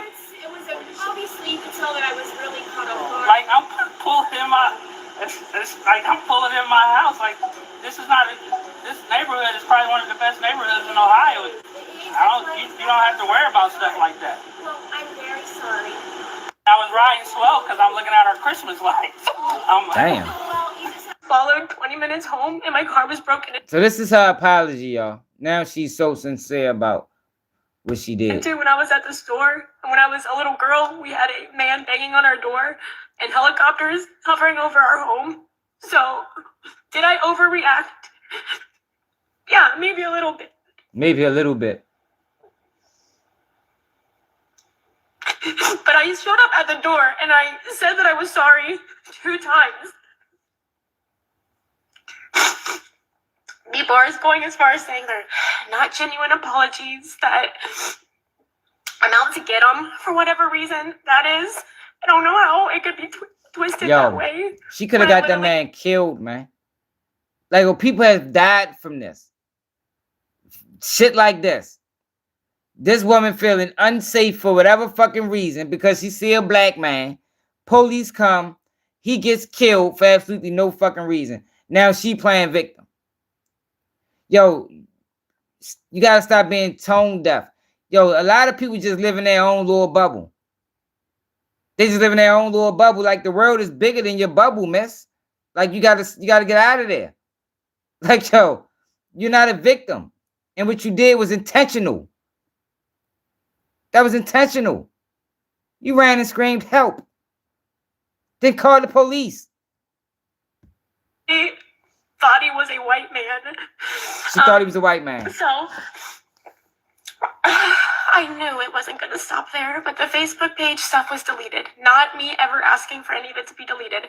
I made a public apology to them through the video to a whole followed 20 minutes home, and my car was broken into when I was at the show, to a whole Facebook page of almost 500 residents in our neighborhood.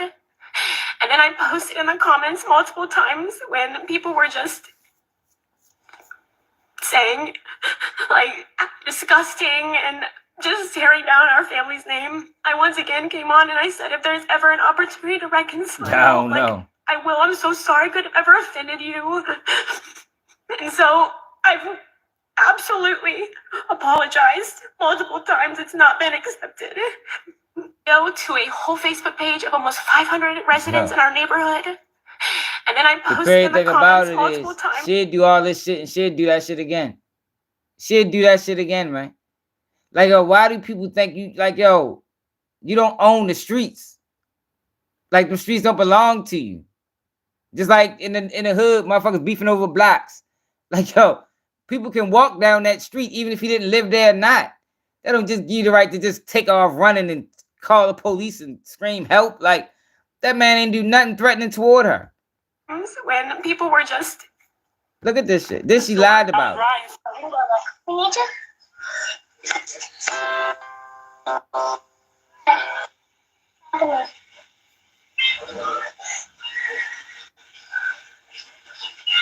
going on?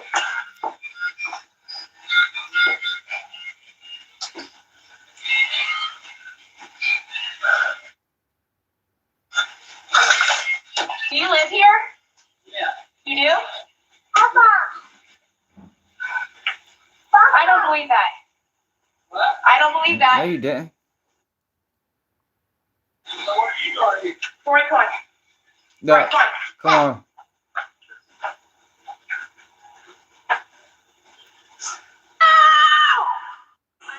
Yo, she really ran and screamed fucking help. Like, yo, that is crazy work. That is crazy work, y'all. What Dave Chappelle had to say. Well, I've been in a lot of trouble in my day, but man, let me tell you something. This guy, Puffy, buddy, this guy is in an enormous amount of trouble. I don't think I've ever seen anything like this. They got this guy in a RICO case by himself.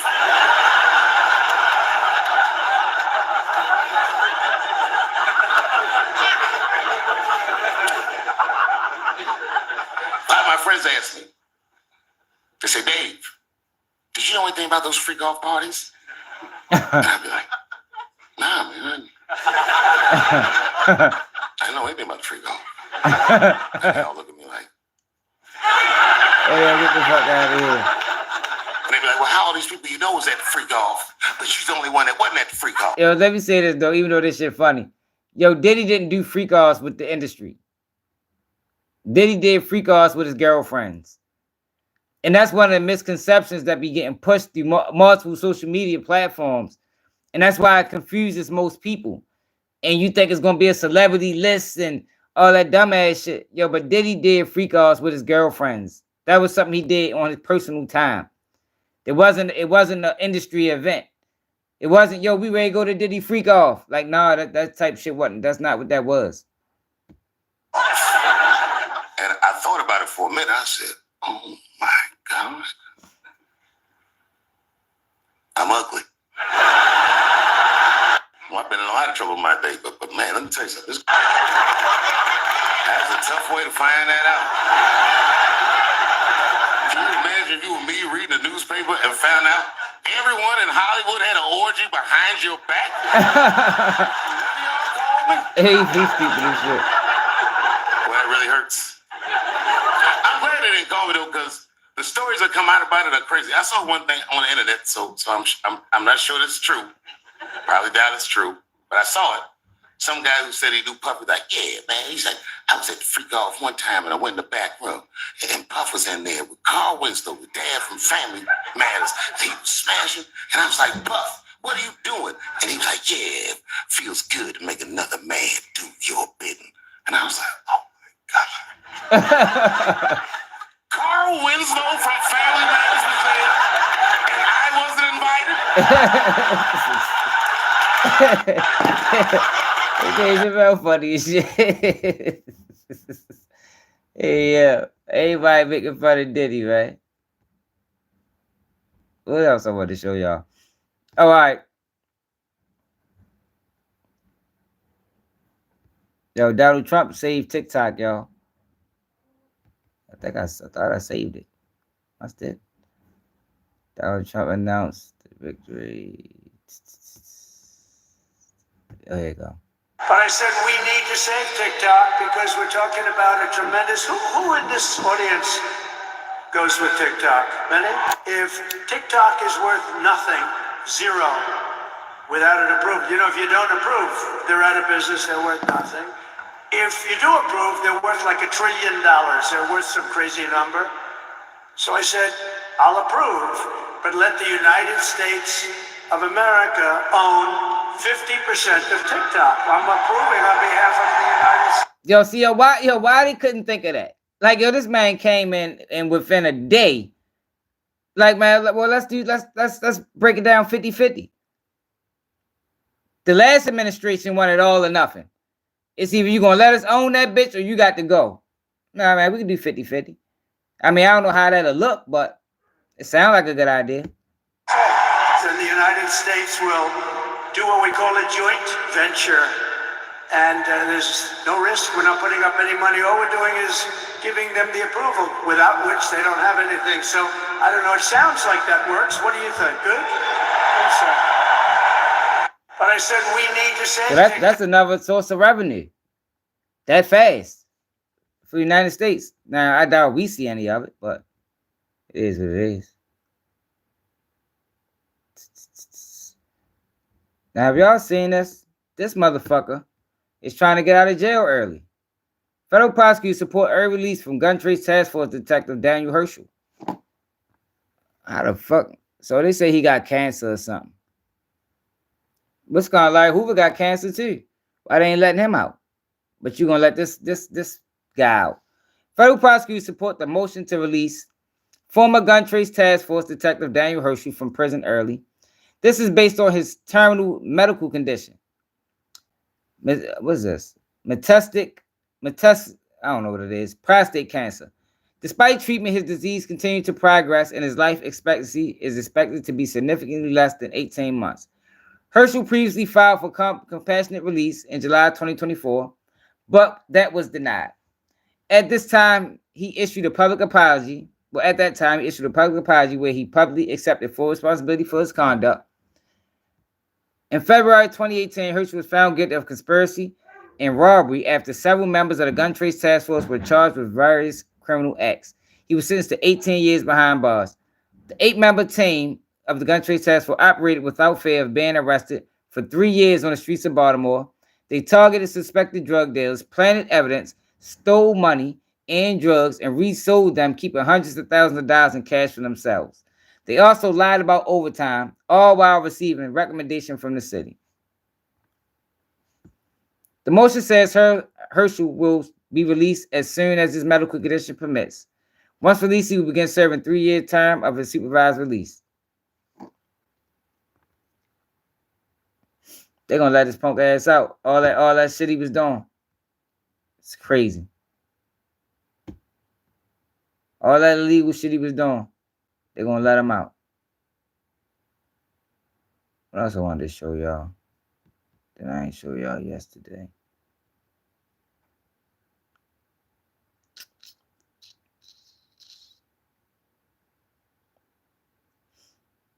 I'll see that. So Soulja Boy. And I talked about this on a video I did earlier. They pay me a bad. Obama ain't never put no money in my fucking pockets, nigga. Kamala ain't never put no money in my pockets, nigga. Trump put money in my pockets, nigga. My is trying to say something about me performing at the crypto ball party. Did Kamala call my fucking phone? Did Obama call my motherfucking phone? Did any of you call my motherfucking phone? Yeah, that's crazy. God. Fuck you, man. I do what the fuck I don't call my phone. It wasn't even a Trump event. Trump wasn't even there. Y'all so worried about he performed, him, Snoop Dogg, Rick Ross. Kamala, you ain't even win. Obama, you ain't call my fucking phone. I'll suck my dick, nigga. Y'all want me to not answer the phone of the fucking president? Get the president of the... Hey, y'all, can we get the likes up, y'all? Can we get 25 more likes, please? Get to 100. United States. Trump wasn't even there. It wasn't Trumpy, nigga, it was the crypto ball for crypto. They paid me a bag. Obama ain't never put no money in my pockets, nigga. Yeah, this is the main reason, yo, why rappers and entertainers cannot be spokespeople for the community. They will take money to do any motherfucking thing. All you gotta do is pay them. You pay a rapper or entertainer, they will tell you to motherfucking ride into a dead end going 100 miles an hour. They don't give a fuck. Ain't never put no money in my pockets, nigga. Trump put money in my pockets, nigga. Y'all can suck my dick, counsel me all day. Y'all. Y'all. On my nigga, I don't give a fuck when nobody talking about what the fuck I want to do. And I'll go Level again. up. Fuck you talking about. Y'all can suck my dick. I ain't gonna lie, though. Them folks did try to trick me, though. I ain't gonna lie. I ain't gonna lie. I 50-50 ain't give a fuck, though. 50. Halfway, I was like, man, fuck this nigga Trump, I'll fuck this nigga. And halfway was like, nigga, the president. You feel me? But whatever, man. I really don't give a fuck. But nigga, bro, the nigga wasn't there, bro. It was a crypto ball, bro. Paid me a bag. I got bills to pay. Until y'all gonna pay me the same amount they pay me. Fuck y'all. Okay. Yo, that's where your money is a terrible, man. People do anything for money, man. Like, I swear, yo, we are living in a integrity-less world. Like, integrity doesn't mean anything no more. And like I said in that video, I wouldn't have had no problem with any of these people. You know, because I don't think nothing wrong with Trump, to be honest. I wouldn't have had no problem with any of these people doing that. You understand what I'm saying? But it was the disrespect. It was this shit. You got all these videos of them disrespecting the shit out this man. Talking about how I fuck Donald Trump and he this, he that, he this. But the second money come into the equation, now you don't got no problems with him. So now you take his bag. Bruh, and real street niggas and young kids like me and young the generation, we looking at you like you goofy, bruh. You up here supporting Trump and shit, bruh. You supporting Trump, bruh. What the fuck wrong with you, bruh? That shit not right. Fuck Donald Trump. Yeah, nigga, fuck Donald Trump. Yeah, nigga, fuck Donald Trump. We ain't voting for your punk ass. I'll get you a new hairdo, bitch ass nigga. You said up. Yo, especially Snoop. Especially Snoop. Like, how you talk like that about a person, then go perform for him? like yo, these guys, yo, rappers and entertainers are sellouts. Like, I think we all can see that by now. Like, it's no debate. It is no debate. Yo, they should never be able to pay any entertainer to push a political agenda, and we follow behind them because we see what they're about. They're about the bag. You pay the right amount of money, you might can get them to tap dance for you. You heard me? I'm talking about for the shoes, the slacks, the whole apparel. Tap dance. I got 10 million. Fuck you, ain't tap dance with a motherfucking with them little things that fuck them bitches called. I don't even know what the fuck they call. Yo, the little dresses and shit. Put one of them little dresses on them. Tap dance, 100,000. What's up? What you gonna do? I got 100 for you right now. I just need you to tap dance for 20 minutes. I'm telling you, they'd do it. They'd do anything. Like, yo, there's no way I could talk that greasy about a person publicly. Fuck behind closed doors. Even though that's still some flawed behavior. But to say these things publicly, and then seriously trying to pay you now, all is forgiven. Man, these guys is crazy. I got my charger. I'm happy that Donald Trump became president because we have to destroy it to elevate it. Right. And I said that basically just based on the people who believe somebody with the lack of experience could take over The Modern World. I spoke on Donald Trump another time on the album called Black Dollar, and he had my album pulled from Walmart, pulled off the shelves.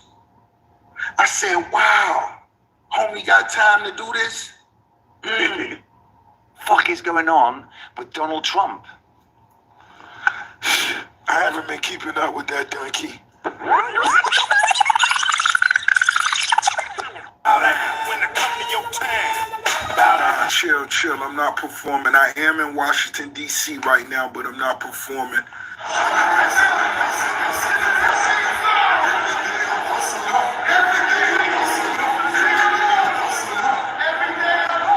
Look. Now every day he hustling. Man, get the fuck out of here, Rick Ross. I don't like these guys, yo. That's why I don't like them niggas. That's why I hold rappers I hold them accountable, yo, to everything that they do. Because you gotta hold them accountable. Their voice is too loud and they sellouts. So when you catch them out of line, you gotta spank them. Every time. Every chance you get. They deserve to be called out, man. Niggas be selling us out. They've been selling us out for years. For years, man. Oh my God.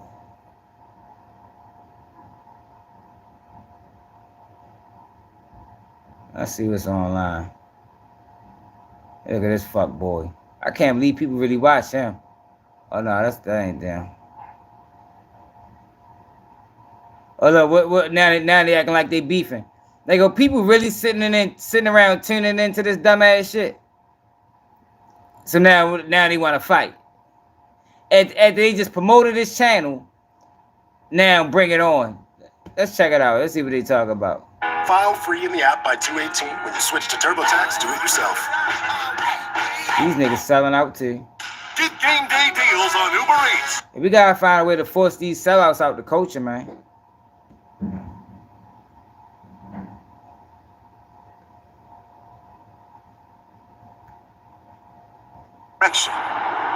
Or get popped with a Smith & Wesson. Real copping, say G. In case you want to know where I got that bar from. Oh my God, I can't watch this shit. I can't watch that. Never mind. It's just like, yo, these niggas is fucking cornballs, man. They can't do nothing real to save their life. It's all a fucking joke and a game to them.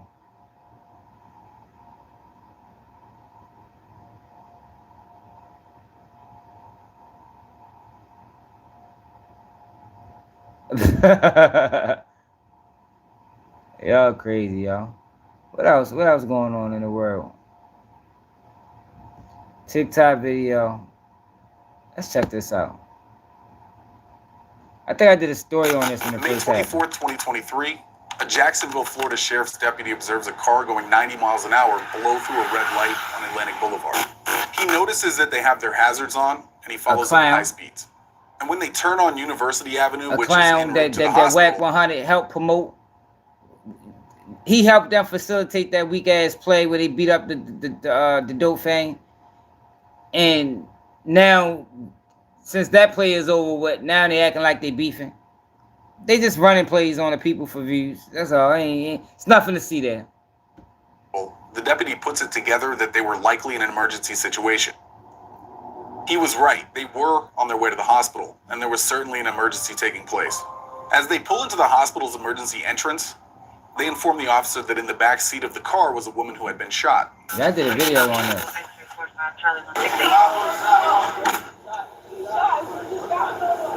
That woman is 19-year-old Anaya Womack. She had a single gunshot wound to her abdomen. The driver of the vehicle is named Antonio. We won't talk much about him, but the other passenger we will be talking about. This is a case of lies and deception. I challenge you to see if you can find all of the lies in this one. These days, everyone seems to want to become a social media star. And that is no different for the subjects in this case. Bob? Only the path that they took would turn out to be a Yo, make sure I hit that like button. Let's get to 100 likes. And if you want to support the platform, yo, Cash App at the bottom, yo, Baltimore swag, man. Support the movement, man. We keeping it all the way real over here, man. If you're thinking of quitting your job and starting your... We ain't running lives for views. We ain't doing none of that. We just being authentic. We try and show the world that authentic still matters. You can still be authentic and make a good life for yourself, yo. You ain't gotta sell out. You ain't gotta be a fuck boy. You ain't gotta run plays. You ain't gotta do none of that goofy shit that's going on the internet.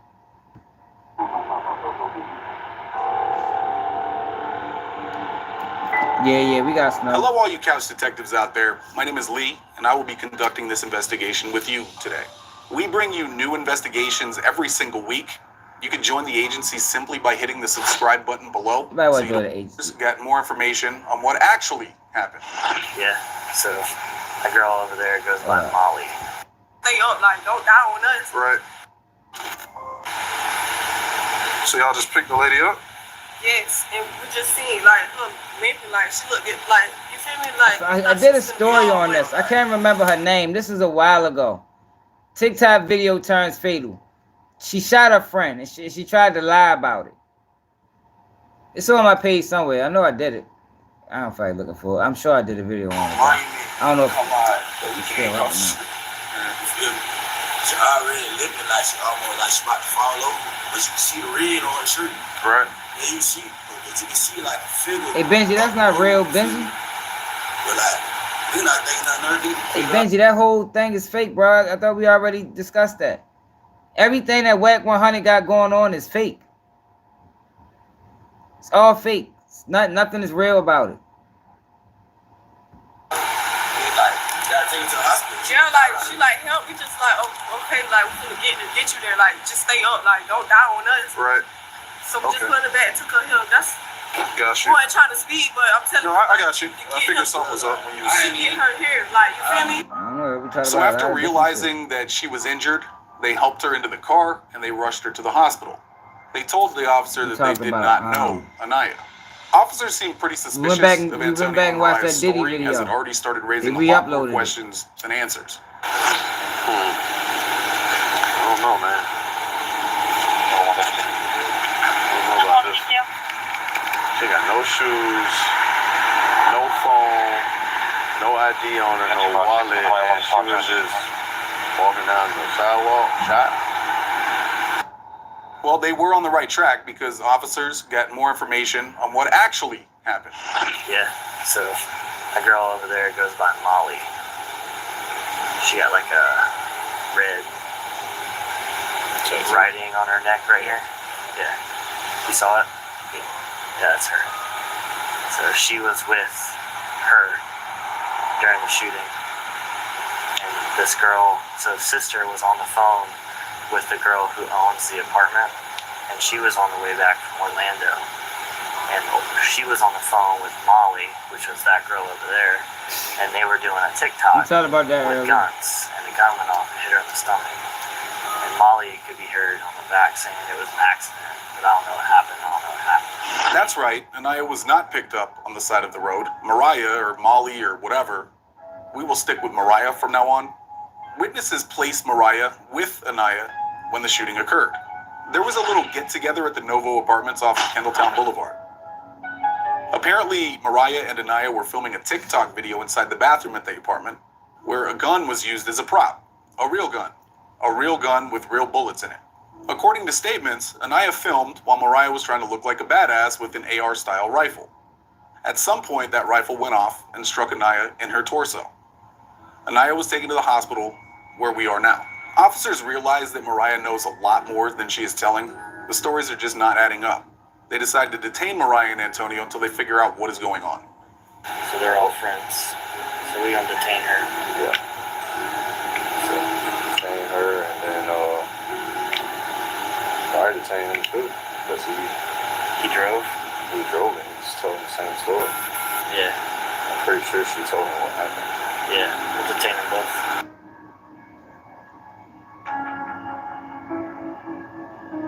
Miss Clayton. You also go by Molly? Yeah. That's a street name? Yeah, tell her. Okay. Like, my name, I'm like, okay, you can't say my name, you say my name, I want me to come, like, wake up, make sure you go. Say my name so I know you know. Yeah. also with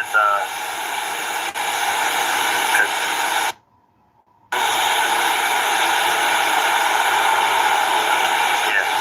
Do me a favor, stand up for me. Well, yeah, retired or something? Yeah, you're getting detained. Stand up. You too, boss. Both of y'all. Let's see what I'm getting detained for. Yeah, so turn around, put your hands behind your back. I ain't even do nothing, bro. You were just being detained because you drove. Alright, so we're gonna figure it out. No, you're detained. So the girl must have told them what happened before she died, because she also ended up dying. No, you're detained until I find out the truth. We gotta figure out the truth. Because the truth is a lot more powerful than an accident. So if it's what it was, that's what it was.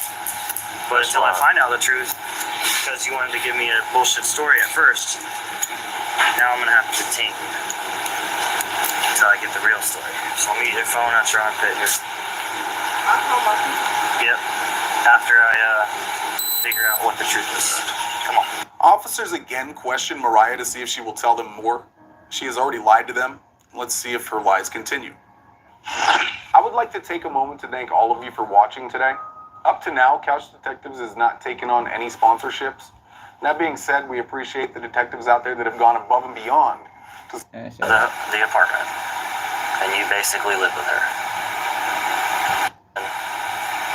Or click the link in the description to learn more.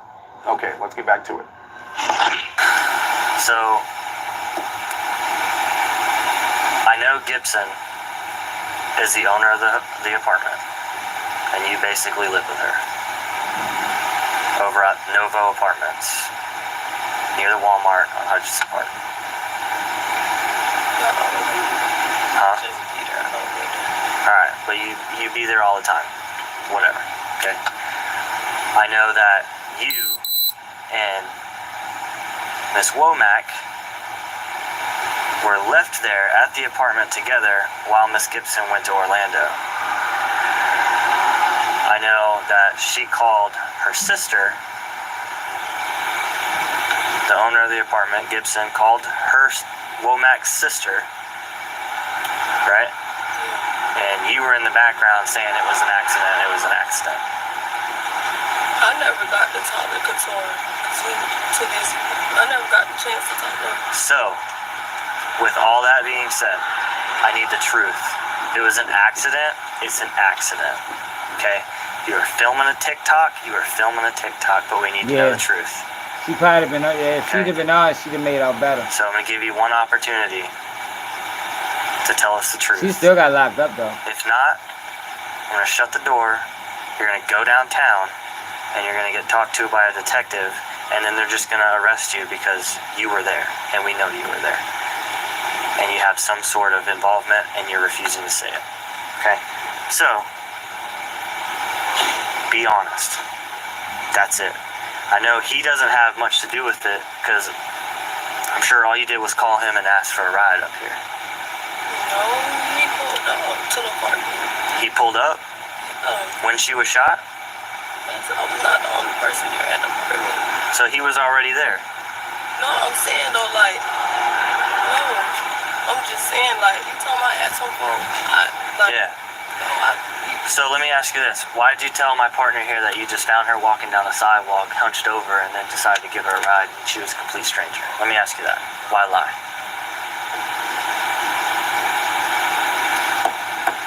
Because if she was walking, like, limping. Hey, yo, get the fuck out of here, yo. Why are you going to act like you don't know her? You gotta come better than that, Short. That was stupid. It's like, where is it going with this? Like, you say I'm not arrested, I'm confused. Like, you're not arrested right now. But if you keep lying, you're going to be arrested. Like, yes, I was filming the TikTok. Okay. And what happened? Just tell me what happened. It's not a big deal. If it's an accident, it's an accident. Only 20 years old. Don't throw away nothing. Just tell the truth. Yo, I think I got, let me see something. I think I did a video on this. I might got the video, because I think that TikTok video came out. TikTok.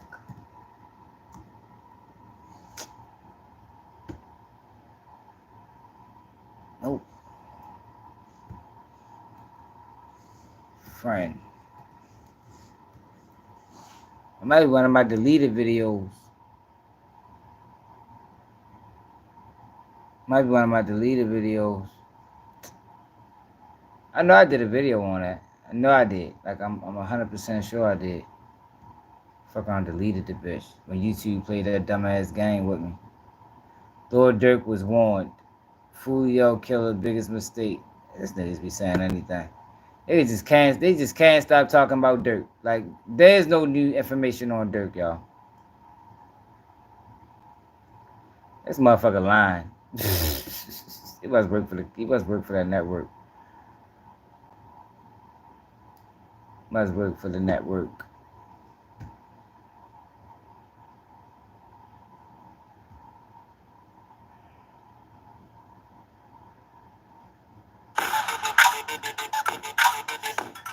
Yeah, she detained, but she gonna get arrested. She keep playing stupid. He already know what happened.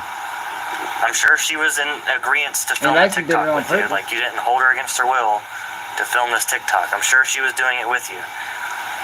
So what happened? You drop a gun? Did it go off? But just give me the details. What happened? You never hold no gun, but something went off and I just seen her hit the fucking. Yeah. And everything just got in motion. Like You said you never held the gun? And so something like just went off. Just a loud noise. I heard loud noise in my ear. Drove off. was it just you two? Huh? Who else was there? Other people in the apartment. Who else was there? Like people I barely know. Like I just met her yesterday through Couture. Alright, but Couture said she's the you two are the only ones that she left there. Alright. I'm gonna ask you one more time. How did she get shot? I don't know, like something went off. Like I said, a gun went off. I don't know, like it went off. Was it in your hand? No. Where was it? I don't know, like I just seen her drop, like just and everything just be like this. So who had a gun? I don't know. Yeah, I don't know either. Different people in the bathroom. They do it for views, yo. Different people in the bathroom. Yeah, that's why I just said concerned about other people being abused or other people there. Not mine. He just picked her up because we didn't want to get involved. I told him I was scared. I ain't never been in a situation like this. So we just said that. But when the other police officer came to the car, he yelled at me, but he was just all like, it's better to tell the truth. And then the other police officer said, you only 19, 20, you got to have a life ahead against you. So I was just telling him straight up, the reason why I lied, because I never been in this type of situation. She then asked the question that has likely been on her mind all night. Relax, right? I'm relaxed. Okay. And start us from the beginning, from your life and how we get to this point. Okay, that's what the title can. Like, is she dead? She is dead. All right. Eventually, Mariah goes into the story about what she claims happened in the bathroom while they were filming that TikTok video. We was in the bathroom making a TikTok. All of us was playing with guns. You know, them guns ain't nothing to play with. You know, we laughing and jump. You know, we done hold, each one of us done hold the gun or whatever. And then the boy Jamaican that I called. That's why I go, guns are not toys, man. Tell my kids that early on in life. Do not play with guns to kill people. What the fuck just happened? Guns kill people, man. It's not nothing to play around with. Man, he just kicked us out the whole app.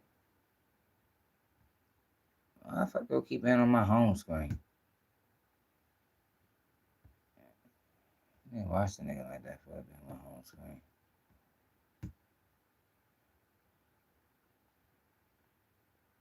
That TikTok video.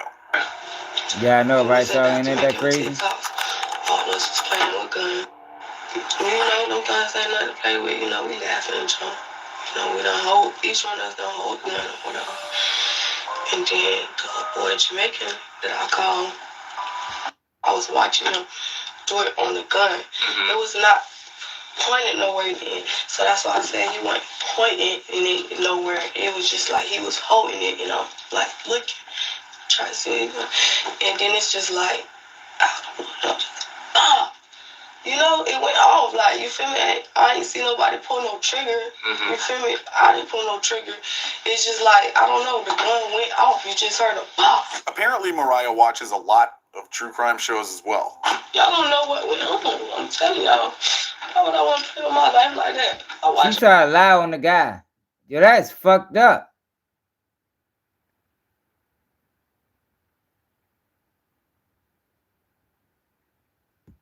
Investigation discovered. That was fucked up, yo. She just tried. 24/8. Like, She tried to put the dude, put it on the dude. every day on TV. Like, I ain't never think I'd be in no other side room facing on it like this. I guess she thought lying to detectives about things that were always going to be easily proven wrong was a part of her comprehension of these shows. Mariah even gives a little reenactment of the incident. Okay.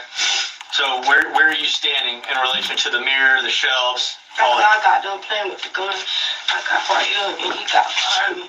And when I was holding the gun, he came behind me. And like you see? Like this? Yeah. And then when he was all like, let me show you, I was like, let go. I let go. And when he was showing me, I'm looking at the thing. And then when he clicked the thing, it just went, like. So it's facing this way. But it's not up though. It's like down. Yeah. He don't got his face pointed on like, so it's just like down. Like, you feel me? He was all like, I was holding it, but he was all like, let me show you. But then when he said, let me show you, I let go of the chair to see like what click thing he was doing. But it's like down. It's low. Like, you feel me? It's low, so it's not pointing nowhere. It's just like low. So when he clicked the thing, just ow. So it's you're facing the mirror. Guns pointed that way, it shoots this way. So you're standing right there in front of me. But detectives are already finding reasons to question what she is saying. So he's over around you. You drop your hands, but he still got his arms around you. Yeah, but it's like he not like behind me. It's like he like. It's like he like this. Like he's short, so it's like he not like this behind me, but it's like I was like this. Like, you feel me? All right. The gun low. Like, you feel me? So it's how? not called behind. Like, but he holding it, and I'm trying to see what he like doing when he did it. Yo, this story makes absolutely no sense. Like, yo, what is she talking about? So the question is, if you're standing right there, now this gun is, I can't say upside down because it's firearm. It doesn't really have an upside down. Yo, the crazy thing, it was a mistake. You can tell the truth. It was a mistake.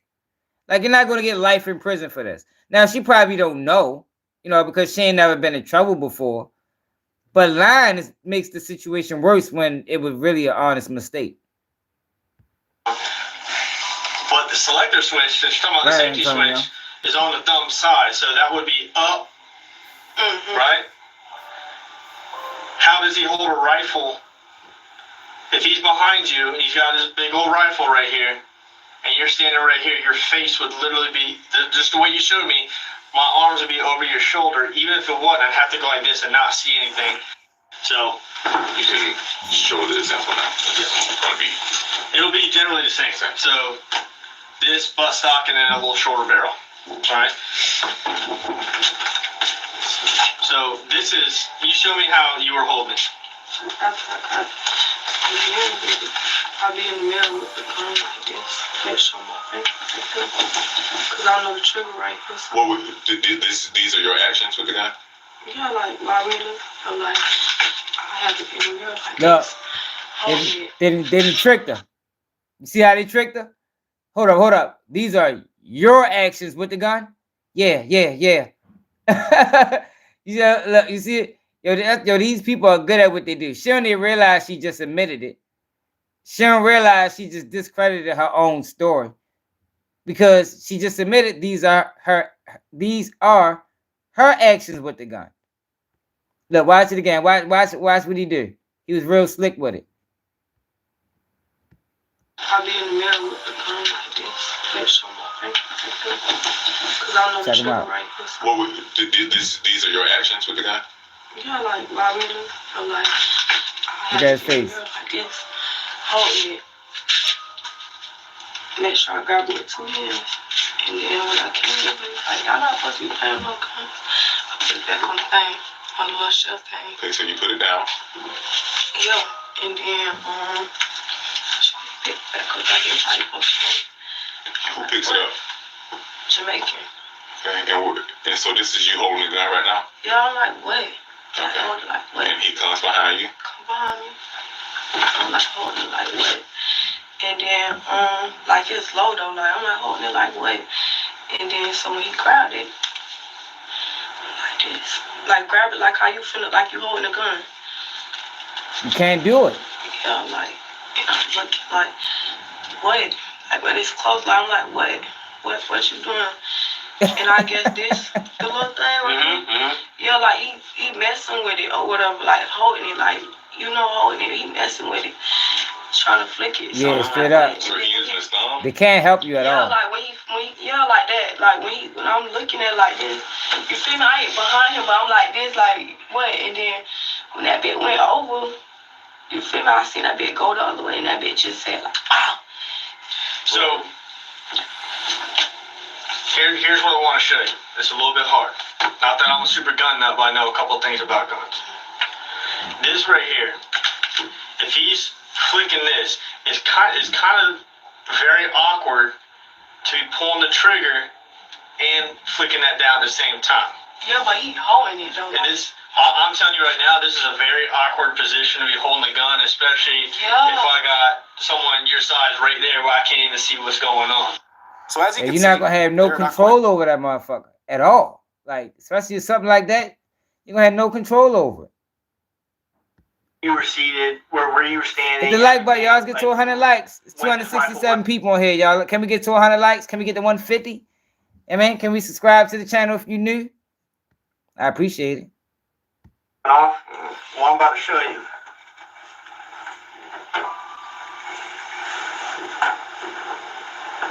Appreciate Antonio. See my man Antonio for the new sub. You know why I'm supposed to be in there? That ain't how it was. That is not why. That ain't how it went. On my grandma's soul, so that ain't how it went. And that's why I asked. When you run D, that shit gonna show you, brother. That's not how. That's not what's going on. That's not even my girl. I don't even know. I'm not even that close to that girl. You know what I'm saying? Yeah. She ain't my girlfriend, brother. It ain't that, bro. I promise you. But who is that, though? That's a girl at the green room there. Okay. That's when we had it in her hand. So what she? So now they're not showing him because he's not really a part of the case. He ain't really a part of the case for real. Is wrong? It's false? It's false, bro. It's not behind her. Okay. Because you put me as me, you being me, then you. Yeah, that's what she said. Hell no. That's why we had to come ask you, like. It's not that, bro. I promise you. Okay. But that's why I asked if there's any. So when I run the DNA on that dress, ain't nothing coming back. Sure. Okay. I hope not. But I like to think that you're telling me the truth. So you can run it. Not lying, bro. I don't lie about that, bro. All right. So everything I know from him, listen, bro. I got you. Hell no, that ain't it. It's clear that he does not agree with the story that Mariah told detectives. At the end of this interview, Mariah was arrested, but Man, not for appreciate anything it. regarding the death of Anaya Womack. Alright, so we're all done. Appreciate you talking to us and stuff. Appreciate everybody hit the like button. Alright, you do have 2 warrants. It's not from us. It looks like, well, I mean, it's from JSO. It's not from us. It's not for this incident. It looks like you have a violation of probation for, I think it was what you were telling me, the criminal mischief or whatnot, vandalism with a car. It doesn't tell me what you violated. It just says the statutes, criminal mischief, which is vandalism. So you got that warrant, and then I think it's via violation of probation and a failure to appear for a petty theft. Come on, phone right now. He's gonna hook you up. My phone's all the way at my desk. I'll let you call before we get in there. Give my phone. You gotta be careful. Yeah, it's being downloaded. Are you good at that?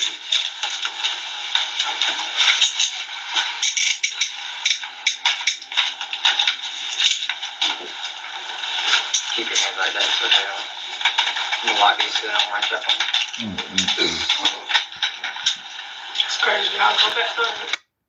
If again, when we was in the other room and I said, hey, look, this shit just get fucked up because y'all around there playing with a gun on TikTok. It is what it is, okay?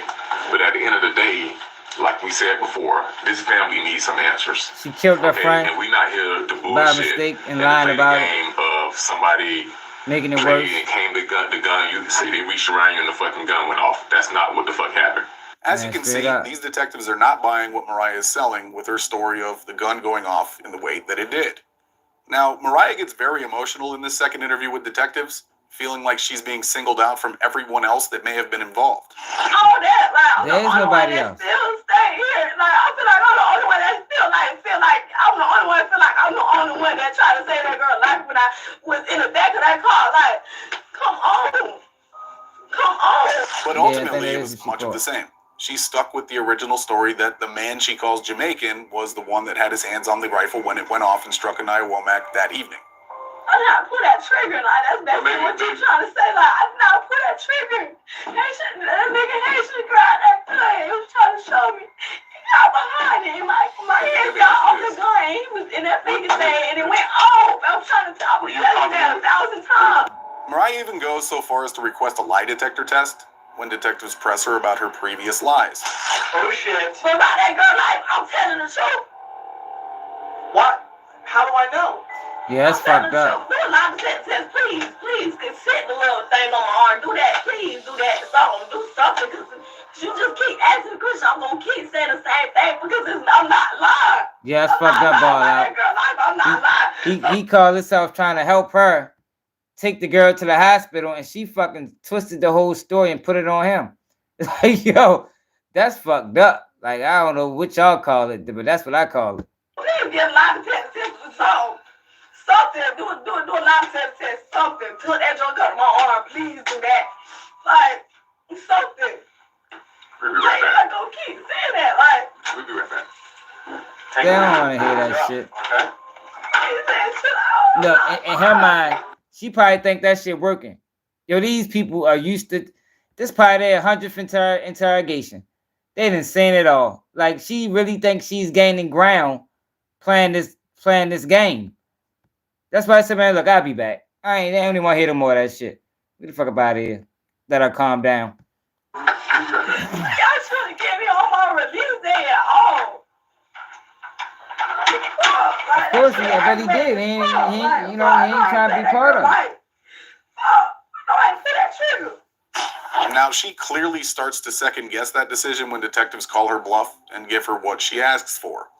Come show up here Monday or Tuesday. Whenever we get the date, I'll call you. Say, hey, Tuesday at 3, I got you a date. You come in, you take that test. Like, why y'all gotta do that? Like, why y'all not believing me? Hey, yeah, fuck no. So she don't even want to take the test. Yo, she don't even want to take the test. What the fuck? That's too funny. She didn't talk herself into a corner. So like, all right, bet we got test. We already got what's scheduled for you. Now is why he'll believe me. You offered it. It shouldn't take that much, y'all. Like, it shouldn't take that much for y'all not to believe me. Like, why y'all not believing me? You yourself said, strap me up, sit me down. And we're willing to You oblige. take a lot of sentences because I know the words that's coming out my mouth that's saying to y'all is the truth. There you go. So you have nothing to worry about, right? All right, so we're going to do one. All right. No, that doesn't mean doing because I know the words coming out my mouth is telling the truth. Like, why y'all all of a sudden want to do something because I done said it? Just because I said that. You offered it. That's an example. That's an example. I ain't offering nothing. That's just an example because it's just like, dang, I got to take a lot of that test just for y'all, like, to feel like I'm telling the truth. Yes, because this is serious, okay? Now y'all saying yes. We're going to set it up. All right, and we'll let you know when it's ready. I don't want to do it like that's just too long. I don't want to keep coming back to this. Okay, so if you don't want to do it, is there something that you need? If there's something that you need if I don't want to do it, now, I'm hiding something. Now it's that. If it's something that you need to tell us. No, it's that. That's basically how you coming. What you talking about? That's basically how you coming. If I don't want to do it now, I'm hiding something. No one said that. You can't do it now. We have to set it up, man. But I'm saying if I don't want to do it, period, y'all gonna feel like I'm hiding something. I'm not. Mariah's second interview ends with her pleading her case, but it really just falls on deaf ears. They have heard this story enough. Mariah was released from jail, and she was able to go on and continue to live her life for a while, about 4 months. And apparently during this time, she continued to make TikTok videos of her and her pals holding guns, which would not bode well for her in the future. On October 6, 2023, Mariah would be brought back in by detectives to talk. Again. This time, Mariah is very combative and seemingly inconvenienced throughout this interview, which can be found in its entirety on our other channel, Couch Detectives. This is ultimately how the interview concludes. What's your fascination with guns? Like, why do you like to be around guns? I don't like to be around guns. I never asked nobody to come pull up on me with a gun. Not like that. Dudes carry guns. Why do you hang around dudes who have guns? That a situation like happened when you had a gun and when you was around the gun happened. So why do you continue to hang around people who have? We got pictures to show it. Okay, but I don't hang around nobody who have guns. There's somebody who's having their own guns. Let me speak. And coming around me. I don't hang with nobody around guns. So look, since they let her out, now she cocky. She don't think that they're gonna arrest her. You see the cockiness in her attitude now? That's because they let her out, and they only let out to watch her some more. See, but this is the games that they play that people don't understand. She think they let her out because they believed her story. In reality, they let her out because they still investigating and they wanted to keep an eye on her. She's a TikToker. Let's watch her page. Let's see if she does more content like this. Like, oh, these people not stupid. Nobody around guns. The crowd that you associate with possesses firearms, right? At some point when y'all all get together and y'all start doing, I never know when somebody I never know when somebody have a gun. That like button, y'all. Out in front of me. I never know. I never like. Come on now, like don't know boy, not no boy. Let me ask you this. Can I ask you a question? Like when you're around me, I don't want to answer any more questions. All right, well, we have a result for you then. Being arrested for manslaughter. I got a warrant for you yesterday. It's not off by the judge. So be booked in tonight on manslaughter. And booked she was. An arrest in the death of a 19-year-old dropped off at Memorial Hospital in Jacksonville. We told you back in May when Anaya Womack died at the 19 years hospital. old, playing with Tonight, guns. the woman's family says there's been an arrest in their daughter's death. This is Mariah Clayton. She's charged with manslaughter in connection to a shooting. Clayton is set to be in court tomorrow morning. It took 135 days for Anaya Womack's family to finally get some answers. And on March 8th, 2024, after pleading guilty to the manslaughter charge, Mariah Clayton was sentenced for her role in Anaya Womack's death back in May of 2023. Why'd you post the pictures after? It was I reposted what my other friend posted, Kevin Owens, the TikTok. Hit that like button, y'all. Subscribe to the channel. With different videos. Subscribe to the channel. If you new, you know we go live every day at 11 p.m. Eastern Time. Every day from Monday through Sunday. If you want to support the platform, the Cash App at the bottom of the screen. Inside the TikTok on my story. Was it with guns? Yeah, regarding to other people that was in the video. Do you think that was smart? No, ma'am. Do you see how it hurt her family, knowing what happened to her? Yes, ma'am. Has it sunk into your head at all? Yes, I think about my consequences every day. I'm assuming that's from the time period that the bullet pierced her body, went through her organs, ended her life, and then you are still on social media posting those things? Yeah, that ain't gonna lie, that is wild. So she didn't even learn from that situation. They lucky they gave her 5 years. If she was a man, she'd have got way more time than that. I'm talking about from May to October. They gave her a break. Yes, ma'am. You were still on social media posting those things. Yes, ma'am. I'm gonna be very, very frank with you. It is extremely hard for me to swallow this. Okay? I'm looking out a gallery full of people with tears in their eyes for someone that didn't deserve to die that day. Okay? And they've had grace with you. They've had mercy on you. And partly, grace is one of those things that's given without being deserved. That is the definition of grace. The mother asked for some truth. Okay? So when you lay your head down at night, okay, and you think about what you've done, you will bear the burden of this, what you've done, okay? Social media is eroding our community.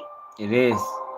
Being portrayed or portraying yourself like you are cool because you have a gun, because you have drugs, you can see what dire consequences it has. Yo, but see, yo, it's crazy to me, yo, how so many females then got sucked into this shit. Like, it always been the thing of with the men. Yo, but it's so many black young girls that want to live the street life. Look at, we just yesterday live, we talked about Julio Fulio case. And we talked about the girl in that case. Matter of fact, this is Jacksonville too. That's that drill. That's that drill culture, man. Yo, that drill culture incorporates women in crimes. You understand? Like when I was coming up, yo, it wasn't this many women trying to be thugs and tote firearms and be with the guys and spin blocks and no, hell no. You always had the couple. But right now, I think it's more than ever before, man. It's more than ever before, yo. It's a lot of girls going to prison for serious charges, you know, setting people up. Dumbass shit like this. Like, what is your fascination with guns? She probably don't even own a gun. She probably don't even own a gun. But she hang around guys and man, this is crazy. You can say that it's an accident all you want. But the truth of this whole thing is that if you weren't hanging out, messing around with guns, this would have never happened. So there wouldn't have been any accidents. My understanding from the family is that you don't necessarily agree with this. Is that right? But you understand it? Let me put it to you very frankly. It is why they be dead. Miss Clayton is young and obviously extremely immature. This is not just 5 years. It's 10 years. It's 5 years in. It's 5 years out. If she violates in the 5 years, that 5 years out count. Like people like to discredit that. When they give you, I quote the same sentence: 10 years with 5 suspended. That 5 years out count because you're not free. Especially if they put you on like we used to have a VPU. Man, you gotta go up that bitch twice a week. They doing home visits. Like, man, that shit it ain't really too much different from being locked up. You just free. And if you fuck up, you're going right back and you're gonna finish the rest of that time. She subjects herself to the maximum. So Mariah received 5 years in and 5 years out with 154 days credited.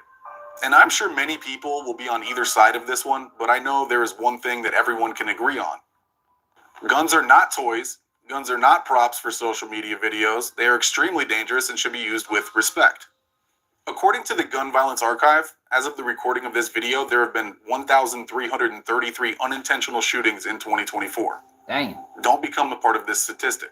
If you are interested in interrogation... Let's stop playing with guns, man. They are not toys. Teach your kids that. I told my kids that at an early age. Yo, these are not toys. These things can hurt you bad.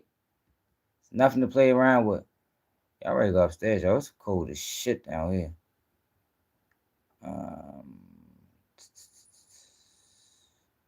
You still got people running with the narrative that Jim Jones told.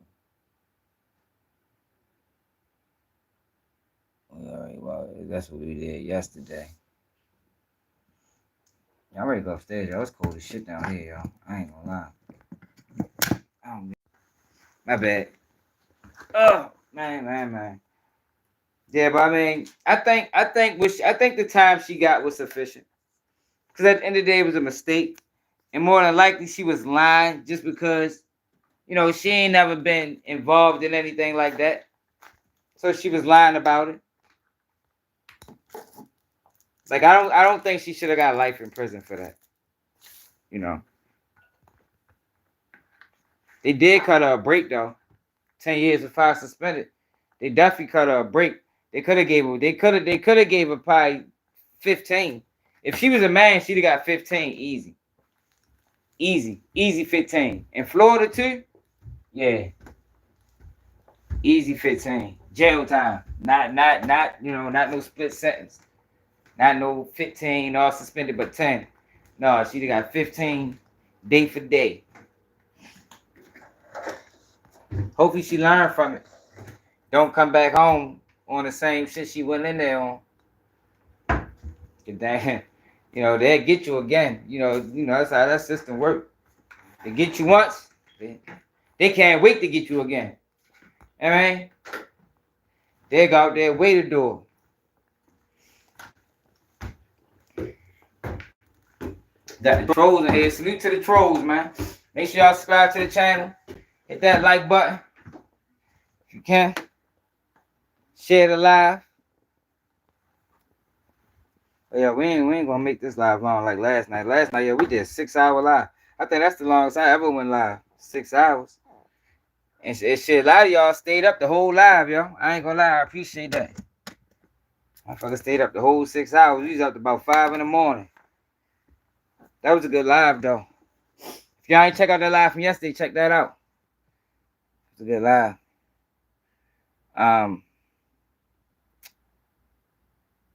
I don't believe none of them Diddy lawsuits. I think most people from that follow this channel know that. I think them lawsuits is frivolous. And the reason why I fight so hard against them narratives and against them lawsuits is because it's not right. You understand? Like, we live in a society, yo, in this American justice system. It praises itself on being fair. You understand what I'm saying? Like, that's how they market to the rest of the world. America, the land of the free. We do things the right way, but we don't. We don't. And my focus is to highlight that shit. Because it's people in this world that believes that this is a fair and honest system. They really believe it. You can't tell them nothing otherwise. You'll see these lawsuits and you be like, oh no, well, why would they allow it to still be in court? Because that's how this shit go.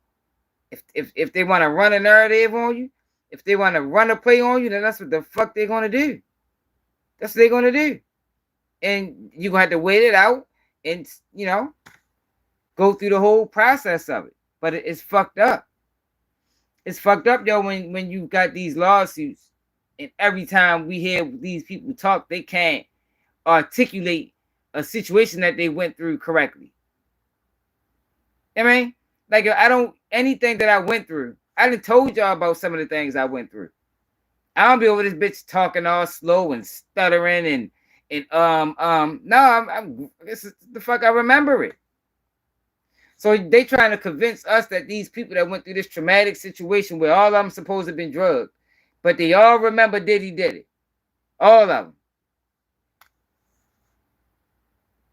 Man, suit the jersey, man. Yeah, Diddy probably is foul, but that don't mean Diddy did these things. Diddy probably done some things. I'm sure he did. He had a lot of money. Got power. He got influence. He blew up Kid Cudi car.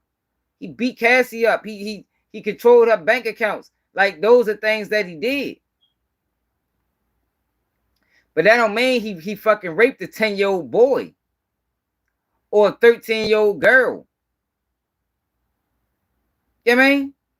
And if say he did, that don't mean those are the people. I just ain't buying that shit, yo. And it seems like they only do that to us. I don't be saying them do this malicious ass prosecution on nobody else. Like, they do this to us on a high level, and they damn sure do it on a lower level. You know what I mean? They damn sure do it on a lower level. So my thing is, if we can highlight what they're doing on a upper echelon, then maybe that we can, shed some light on what the fuck going on in the real world. Fuck them niggas, them guys. I'm talking about your family member, your cousin, your brother, your sister, your uncle, your sons. The shit that they doing to them. If they can get away with that shit and run a play on the whole world, with Diddy, who was a billionaire. A large percentage of the United States know him, if not damn near the whole United States. Then what the fuck they doing to me and you? And our family members, and our friends, and our loved ones? They treating them even worse. So for the people that be confused, yo, that is why I do that, man. That's why I do that. Because there's some people that believes that this system is honest. And they don't get it wrong. And they don't make mistakes. And when they do, it's just a mistake. Hell no, sometimes that should be intentional. They will intentionally railroad you. Know you're not guilty. And do it anyway. You know why? Because it's beneficial. It's a price tag behind it. You get bonuses. You get raises. So ultimately what they doing is they stepping on motherfuckers to move up the corporate ladder. And they doing it on behalf of black people. And I can't fuck with that. I'm always speak out against that. It's not right.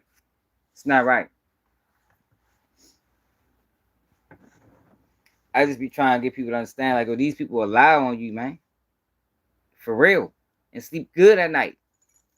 Told y'all how they did me, man. That shit wasn't right. Regardless, I don't give a fuck if I was guilty or not guilty. Yo, you still have to run this system correctly. You don't just get to fabricate and lie and orchestrate witnesses to testify, and you know good and goddamn well they want no witnesses. You don't just get to make this person guilty just to convict other people. No, that's not what the Constitution said. The Constitution didn't say that this court was supposed to run like this.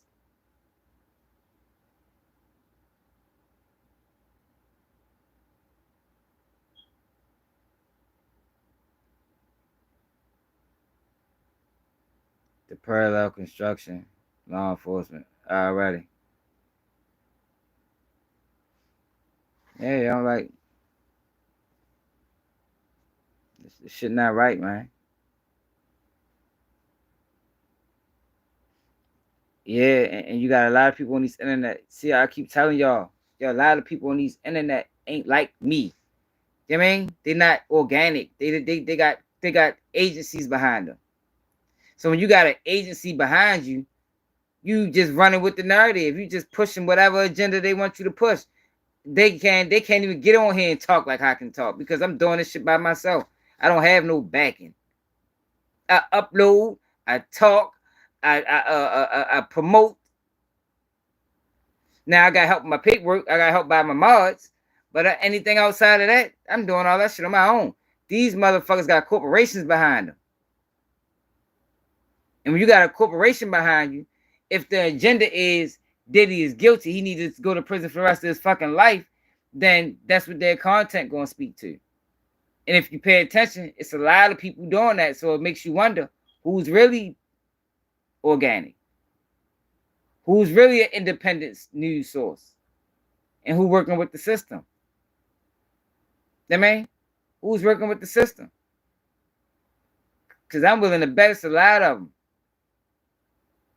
And some of them is probably your favorite bloggers, your favorite YouTubers. But they working with the system.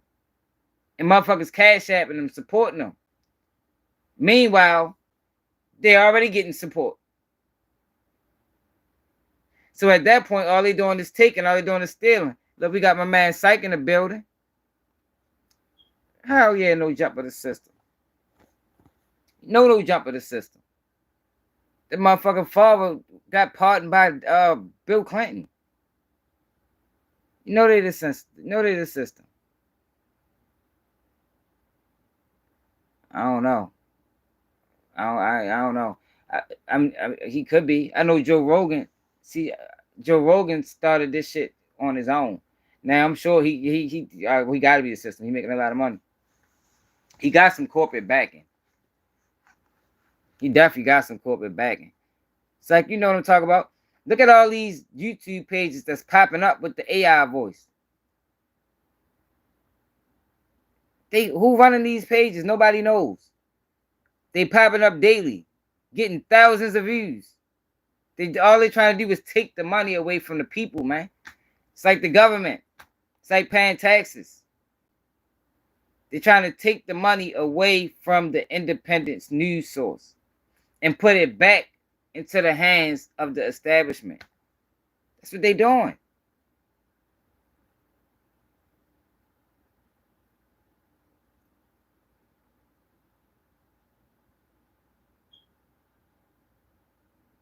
They're not independent, site. That's what I'm telling you. Them AI voices not independent. And you can tell them that the reason I know they're not independent, psych, is because they only been on YouTube for a short amount of time and their numbers is elevated. Their numbers is elevated. They've been on YouTube for a year, 2 years, 80,000 subscribers. They're not independent, man. And we don't know who run them pages. YouTube could run those motherfucking pages. Who the fuck knows?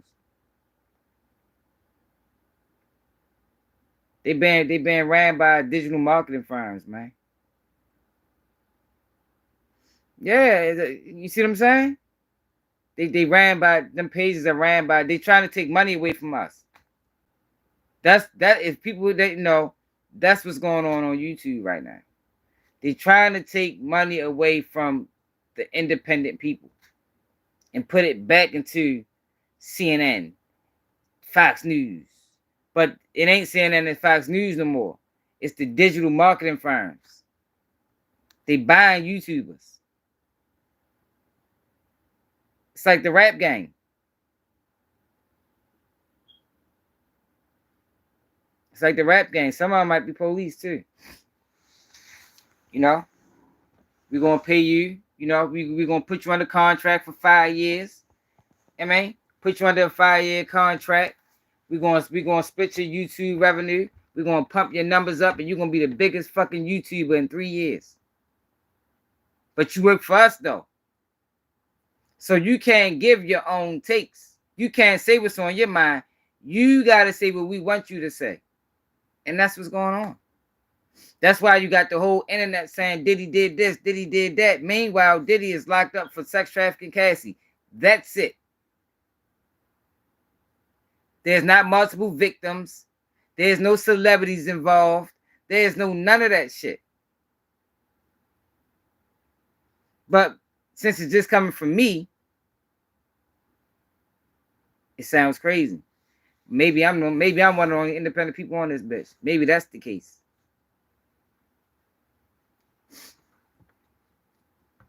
These motherfuckers working, man.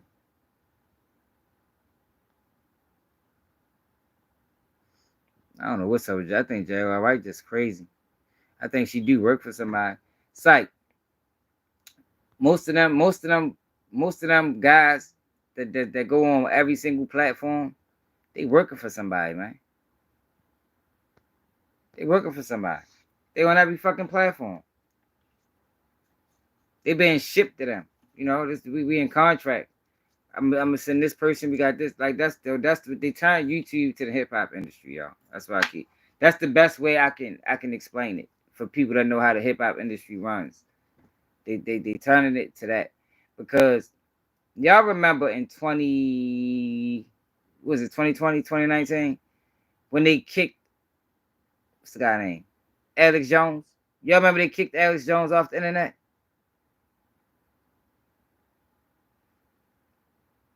That was the time where they was talking about free speech. They was talking about censorship. How do you combat censorship? How do you combat it? Basically, what censorship is, basically saying that everybody don't deserve a voice. Think about this. Censorship is saying you can't say what you want. Everybody don't deserve a voice. But we got these platforms that creates this narrative that everybody does have a voice. You understand? We can't stop you from making a page. So how do we even the playing field? We bring our guys. We bring our guys and we put them to the top. So now, even if these people are talking, they're not louder than us. You know what I mean? Our voices are loud. You can hear these motherfuckers if you listen close enough. That's the game.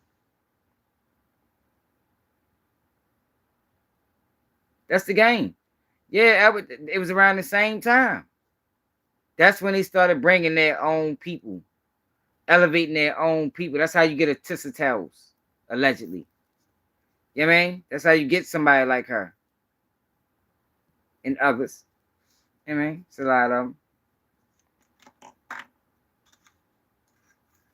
How the fuck? Hey, Sight, can you do 6,000 views? I mean, not 6,000 views.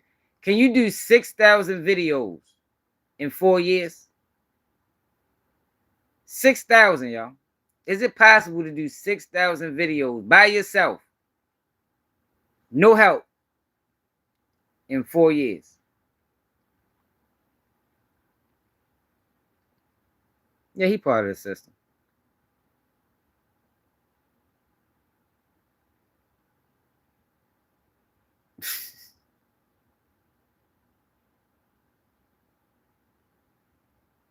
Exactly. You can't do that, yo. So it's a YouTuber on here that did 6,000 videos in fucking 4 years.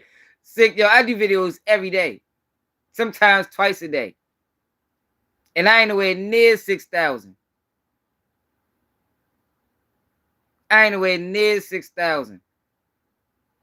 Yo, that ain't even 5 videos a week, bro. That's 3 videos a day, bro. For 4 years straight.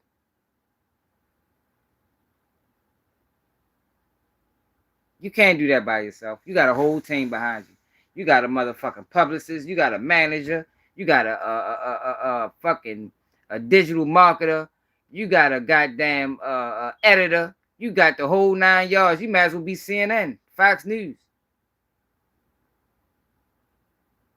You might as well be CNN, Fox News.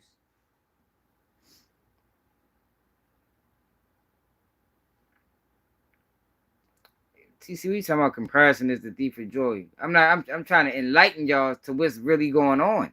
So you don't get sucked in thinking you're getting real organic news when you really just watching CNN all over again.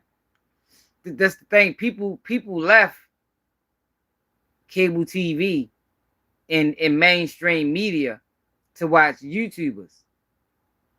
Because you was getting authentic information. You wasn't getting controlled news. So what they did was they brought that to the internet. They're everywhere. Instagram, TikTok, Facebook, Twitter, they everywhere. They're everywhere, man. It's just a hard task to do, man. Like I think I be working hard as a bitch. And I ain't got nowhere near 6,000 videos. Like, for real, I might be at like 1,500, maybe 2. I don't even think I'm at 2. Maybe I erased a lot of videos too. But I know I don't even think I'm at 2,000. And I go live every day. I've been going live every day at 11 p.m. since June. So for over 6 months now, I've been going live every day at 11 p.m.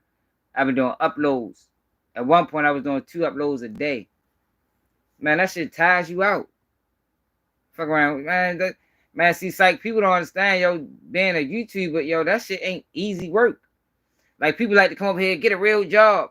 Like, man, to really build a successful channel and be good at, yo, you gonna put a lot of time and effort into this YouTube shit. Like, a lot of time. Like, it's damn near impossible to do and work a full-time job. I was doing, I damn near passed out at work. That's why I quit.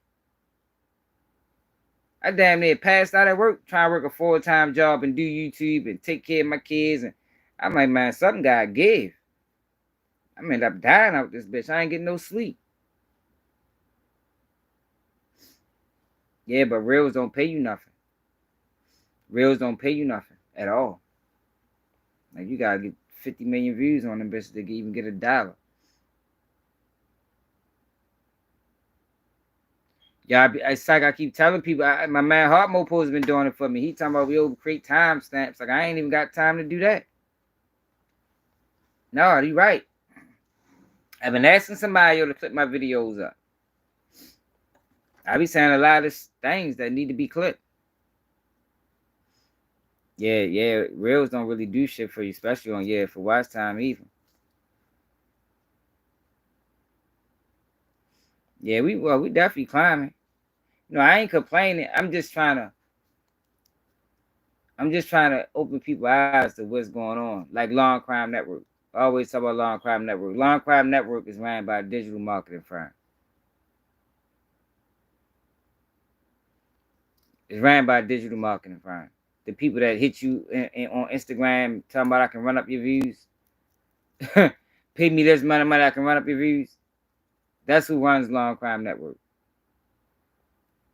So you know that's not a real news channel. That Law and Crime Network is a blog site. The things that they report, CNN would never report on. They never report on. And their job is to push the narrative. Whatever the narrative is, they pushing it. They're never going to go against the grain. Ever. I mean, I got Q50. You got Q50 Infinity. What you talking about, man? Where your partner's at? I don't know though, y'all. Like I'm not complaining because I don't think the motherfuckers can fuck with me. To be honest, when it take for take, I don't give a fuck who you put on there. Like I really don't. But it's just not an even playing field, and it's like it's glaringly tilted toward one side. If you have a good couple months, well, this how they been doing me. I can't speak to everybody else. If I have a good month, the next 3 months they taking my views all the way down. They putting a cap on my shit. I have a video that bitch will shoot up to 2,000 views fast, then the next day that bitch do full 3 views. How the fuck that? How the fuck a video get to 2,000 views in an hour, and then the next day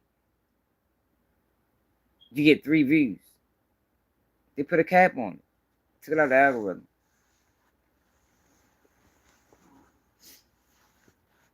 But when you got a team and you running with one of them firms, they don't put them type of restrictions on you. You know what I mean? They don't put them restrictions on you. You can go as high as you want to go. Run that shit to the moon. A lot of the views gonna be fake. Because what the goal is, the thing, not the goal, but the plan, what they do is they run fake numbers up. Because most people only click on views or videos that get a lot of views. People don't click on videos that got 300 views. Not the masses. The masses think that views equate to content, which it doesn't. Views don't equate to good content. I done seen videos where the content was garbage. No effort put into it. 300,000 views. Like, god damn. Fuck that happened. You know what I mean? I'm over this bitch taking 3-4 days to put out an upload. This bitch got sound effects. This motherfucker got everything you can imagine. This bitch down there a movie. That bitch do 700. You feel me? Like, this shit crazy. Man Stories with V, what it is. Y'all make sure y'all tap my Man Stories with V. Appreciate it, C-Raw. Go up and down for real. It's like Wall Street. Yeah, it is. Everybody do go up and down because they play with the numbers. But it's like with some people, they play with more than others. Because at the end of the day, they don't want to pay nobody. That's why they bringing them AI channels in. That's what I'm telling you. You'll never be a content creator. Oh, you must be new here because I'm a hell of a content creator, Mark. Elroy. Fuck you talking about? I probably was the best doing this shit. But what I was ready to say? Elroy made me forget what I was ready to say. Who the fuck named that child Elroy? Anyway.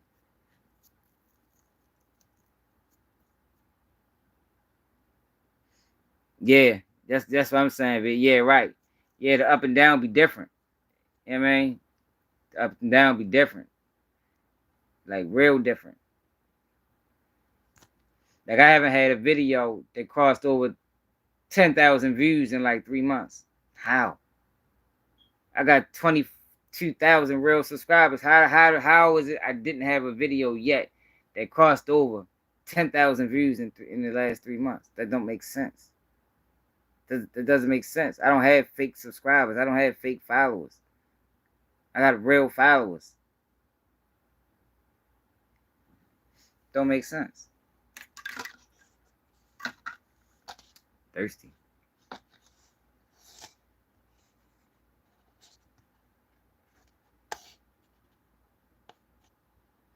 Look, see what I'm saying? That's what they do. But yo, you see, this the thing, and that's why I want to go. That's why I go live every day at 11.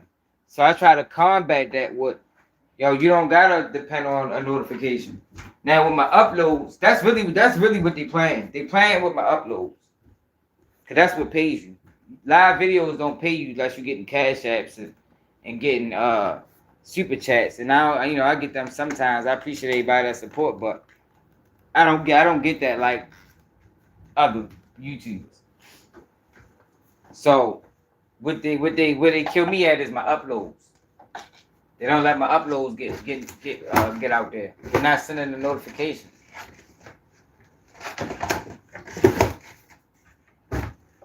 That's where they fuck me over at.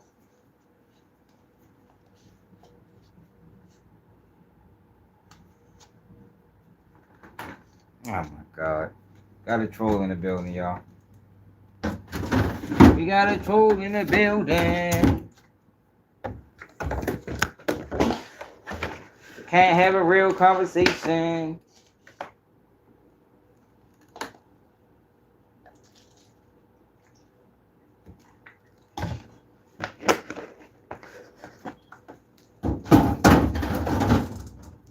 But like what I was ready to say. That's what I was ready to say. I was ready to talk back about them AI pages. Nobody knows who run those AI pages. Now I'm sure some of them AI pages are ran by real people, but I'm willing to bet a large percentage of them is not. A large percentage of them is not. I'm willing to bet on that. And I think the view's fake.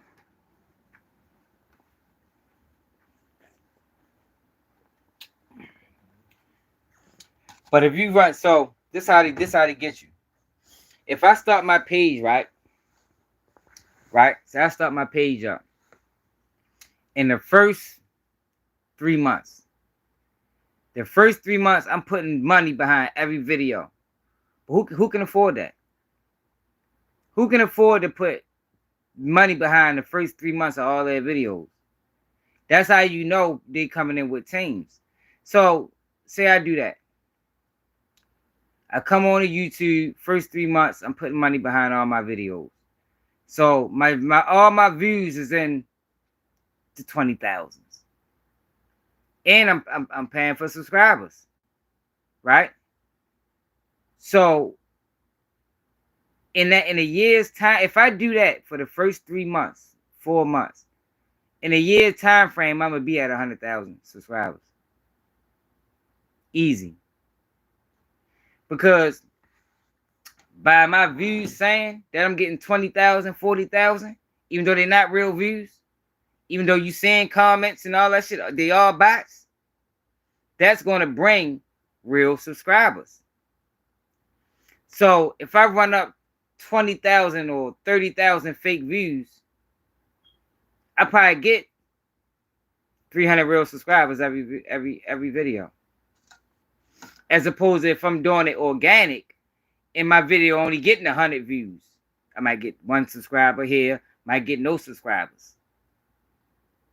You understand? So it's going to take longer for me to reach that mark.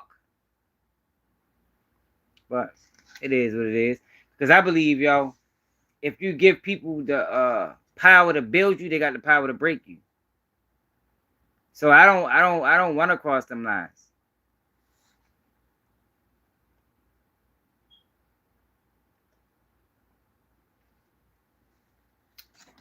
I don't want to cross them lines. You know? But we ready to go though, y'all. I appreciate everybody that tapped in, y'all. I'm sorry, y'all, what it is. Yo, if y'all can't support the platform, who sent me 12? Somebody sent me 12. Oh, Shoot my man Trap Star for the $25 the $12 cash out.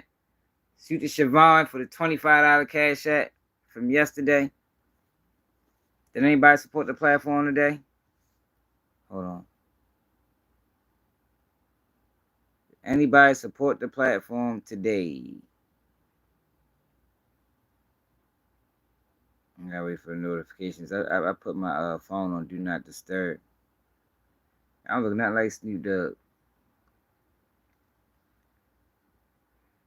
Yo, did y'all see that video I did on did y'all get that notification for that video I did on Soulja Boy, you know?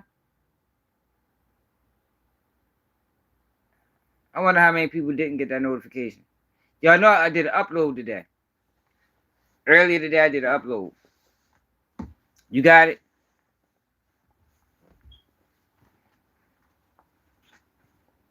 Clemson? Oh no, Edward got it. Yeah, because they be playing with the uploads. They be playing with the uploads big time. But like I said, y'all appreciate everybody that tapped in. It's another day of keeping you news, and I'm out.